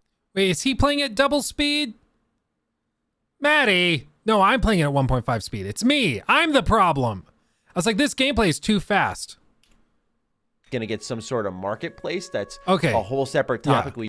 I was like about to get triggered because you like we did that story where we looked on Twitter and we found all the people on Twitter that were sharing videos of Starfield gameplay running at double speed, and they're like, look how fast paced this combat is. I was like, yeah, you literally doubled it. It's double as fast paced as it actually is. It was normally paced and now it's fast paced. And I about got triggered because I was like, oh no, Maddie's doing it too. But no, I was playing the video on 1.5 speed. That's why. Okay, it's me. It's just me. I'm the problem. We've done deep dives on. If you want to check out that content, it is still available. But I had predicted that if Skyrim's going to get a marketplace and Starfield is likely going to be the only entry in the series we get for at least probably a decade when you think about Elder Scrolls 6 and Fallout 5 being the next games from Bethesda Game Studios, we're probably not going to see Starfield for a while, so you need content in the game that's going to support itself, and Bethesda can only spread themselves so thin, so what do? They have the fans make the content. That's where the marketplace. Man, watching it in real time, I'm sorry, the combat and gunplay looks so bad. Am I just a prick? Am I a prick? I think this looks so terrible. I think it's because they're hip firing a lot and their movement is terrible. I think it's more the person playing, but man, this does not look good. We're probably not going to see Starfield for a while, so you need content in the game that's going to support itself, and Bethesda can only spread themselves so thin, so what do? They have the fans make the content. That's where the marketplace comes in, and they can sell stuff that fans make, kind of like what Minecraft does. That's theory number 2. And then number 3, which is the definite one and why this is listed here, in-game purchases, does mean, DLC. This does mean, hey, you bought an expansion pack, that type of stuff. So I wouldn't go crazy yet. Of course, we can hold ourselves back until there truly is something to react to. But there's actually decent amount of information here, from a new weapon type, like an axe, to some of the suggestive dialogue. Can gunplay be all that different from Fallout 4? I wouldn't think so, but it seems that there's something going on here because it doesn't look as good as Fallout 4 did. But it's also, we've only seen a couple of weapon types, so that could also be the other part of it. But man, just came back after an hour in a meeting, and now I need to watch a 2x speed to catch up. Matt, you're doing it. You got it. It's completely fair. The thing, most people fans aren't there for the combat. That's true. Aurora does when you consume it, that there is going to be blood splatters on the environment, which I think we assumed would at least be the case. No gore is mentioned here, as we discussed earlier, and in-game purchases. So that's the other thing. It seems that they removed the gore system entirely. So Fallout 4's gore system, not a thing here. There's going to be no like dynamic kill cam, you know, that cinematic thing where you shoot somebody's arm off and then the camera goes slow-mo. That apparently is completely gone, which I'm not necessarily super pissed about because it's okay that this game is different from Fallout. I think that's okay. If it's just Fallout in space, there are certain expectations that come with that. But if it's something totally different, I'm interested. My hope is that they're getting rid of the gore system and replacing it with something else. Like they're making up that computational cost.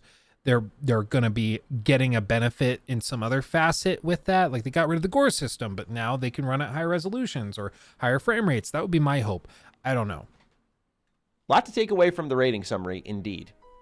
Now you'll look at this and go, okay, Maddie, oh, you're really starving for Bethesda news, aren't you? It's like, actually, no. One thing that we picked up on during the 2022 gameplay reveal for Starfield was when your man took out the double barrel shotgun and let loose on someone about 2 feet away from you. No blood, no gore, nothing.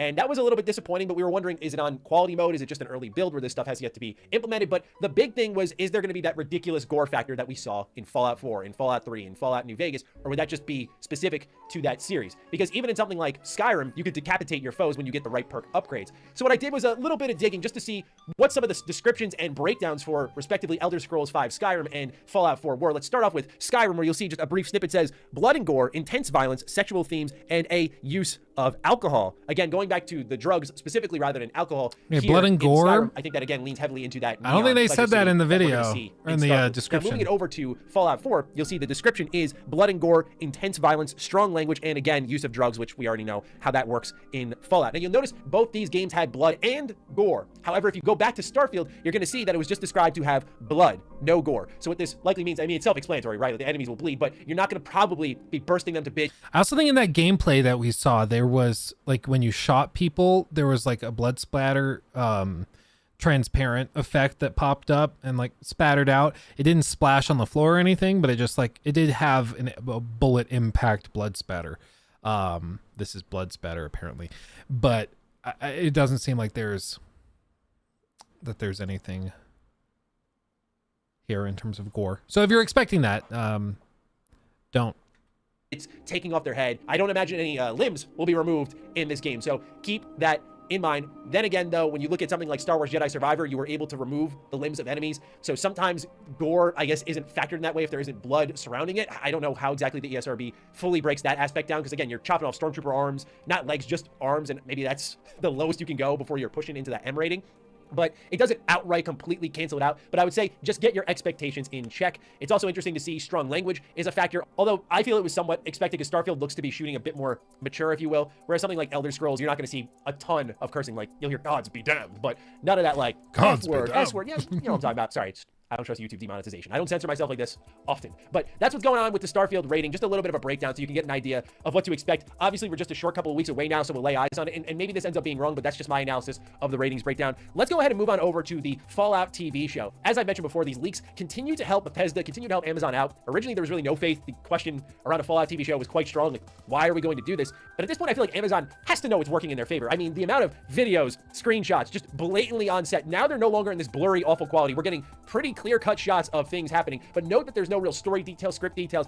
Call me slow on the matter, but I'm starting to wonder if we got a couple of plants on the scene here to slowly market it to the hardcore fan base to kind of get the energy going. Because before this, I wouldn't be surprised if they were doing that. If this was like a psyop internal thing. I wouldn't be surprised at all. And it's purely anecdotal. There really wasn't hype. There was curiosity, maybe morbid curiosity at that, but there wasn't like, oh my God, it's a Fallout show. It was more like, we want a game. Why are y'all making a show? I guess we'll take it. But now it's more like, okay, bring on the show. Bring on the show. So here are 4 new shots we're going to go over. Let's start with what I think is the most important one of them all. Our first look at ghouls in the Fallout TV show. And you'll see here this same character that we've seen, I believe, as a teacher in one of the shots earlier on, is handing a bottle of Nuka-Cola to a ghoul. Now, in the terms of the actual ghoul's presentation, I like how he's got a cigarette in his mouth. I got to say that this looks pretty good to me. A little spongy, if you will. I was hoping to see a couple more patches of skin ripped off, but we'll see afterwards with the editing that goes on with these shows, how they turn out. But as and post-processing, I mean, they can also do post-processing stuff. And then they also can, like, you never know if they're going to try to make it look wet and gooey. They spray it before each take with a water bottle or something. the starter,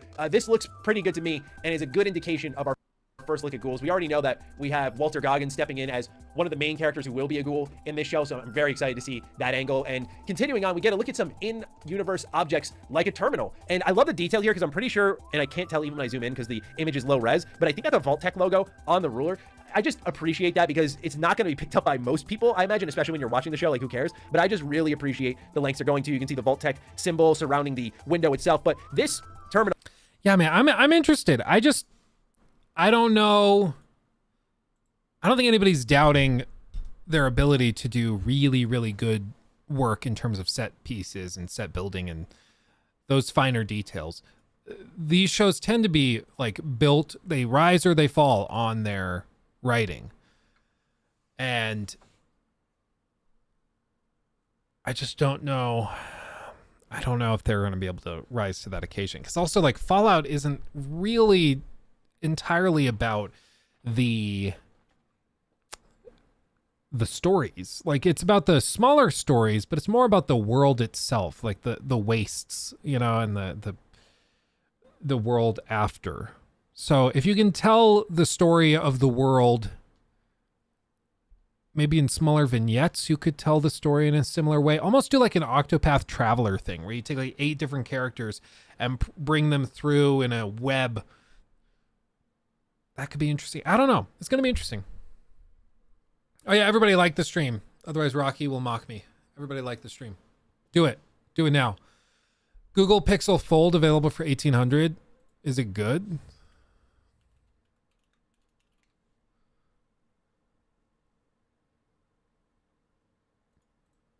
An $1,800 Pixel?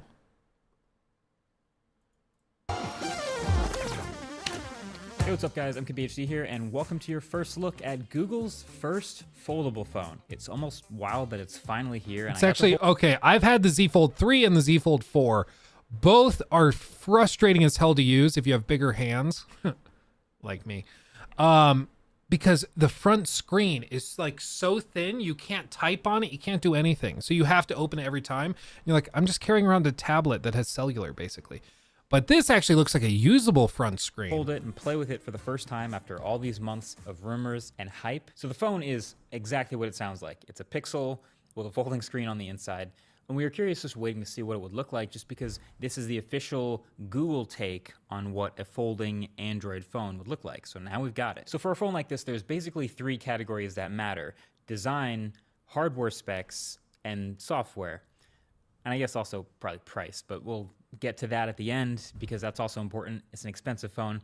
But with my like hour or so of hands-on time with the phone, I did get a pretty good sense of all 3 of these things. So for design, this is a more compact folding phone, I would say. It's in the same style as the Oppo Find N2, but a little bigger and a little thinner. So there's a 5.8-inch OLED display on the outside, pretty thin bezels, power button and fingerprint reader and volume buttons on the side, and there's a pretty firm hinge that can stop at just about any angle to hold the phone open for easel mode. But then this is where it gets interesting. Google made a pretty big design choice in the hinge mechanism to put a lot of the parts of the folding hardware above and below the middle instead of behind it. So that's what makes the hinge itself and the entire phone so thin, but that also means there's extra hardware now above and below the hinge. So when you open up the phone, yes, that means there's a bit more bezel than usual above and below the display. Now it's a pretty generous 7.6-inch display unfolding on the inside here, but I think that it'll be slightly controversial because people are going to freak out about the bezels. That's like one of the things you can count on for the internet. But honestly, looking at it and using it, I'm totally fine with it. Like, it lets them put an actually good front-facing camera in the bezel on the inside here, and it gives you a bit of something to hold on to and rest your thumb when you're holding the... I don't know, man. The folds are just not quite there yet.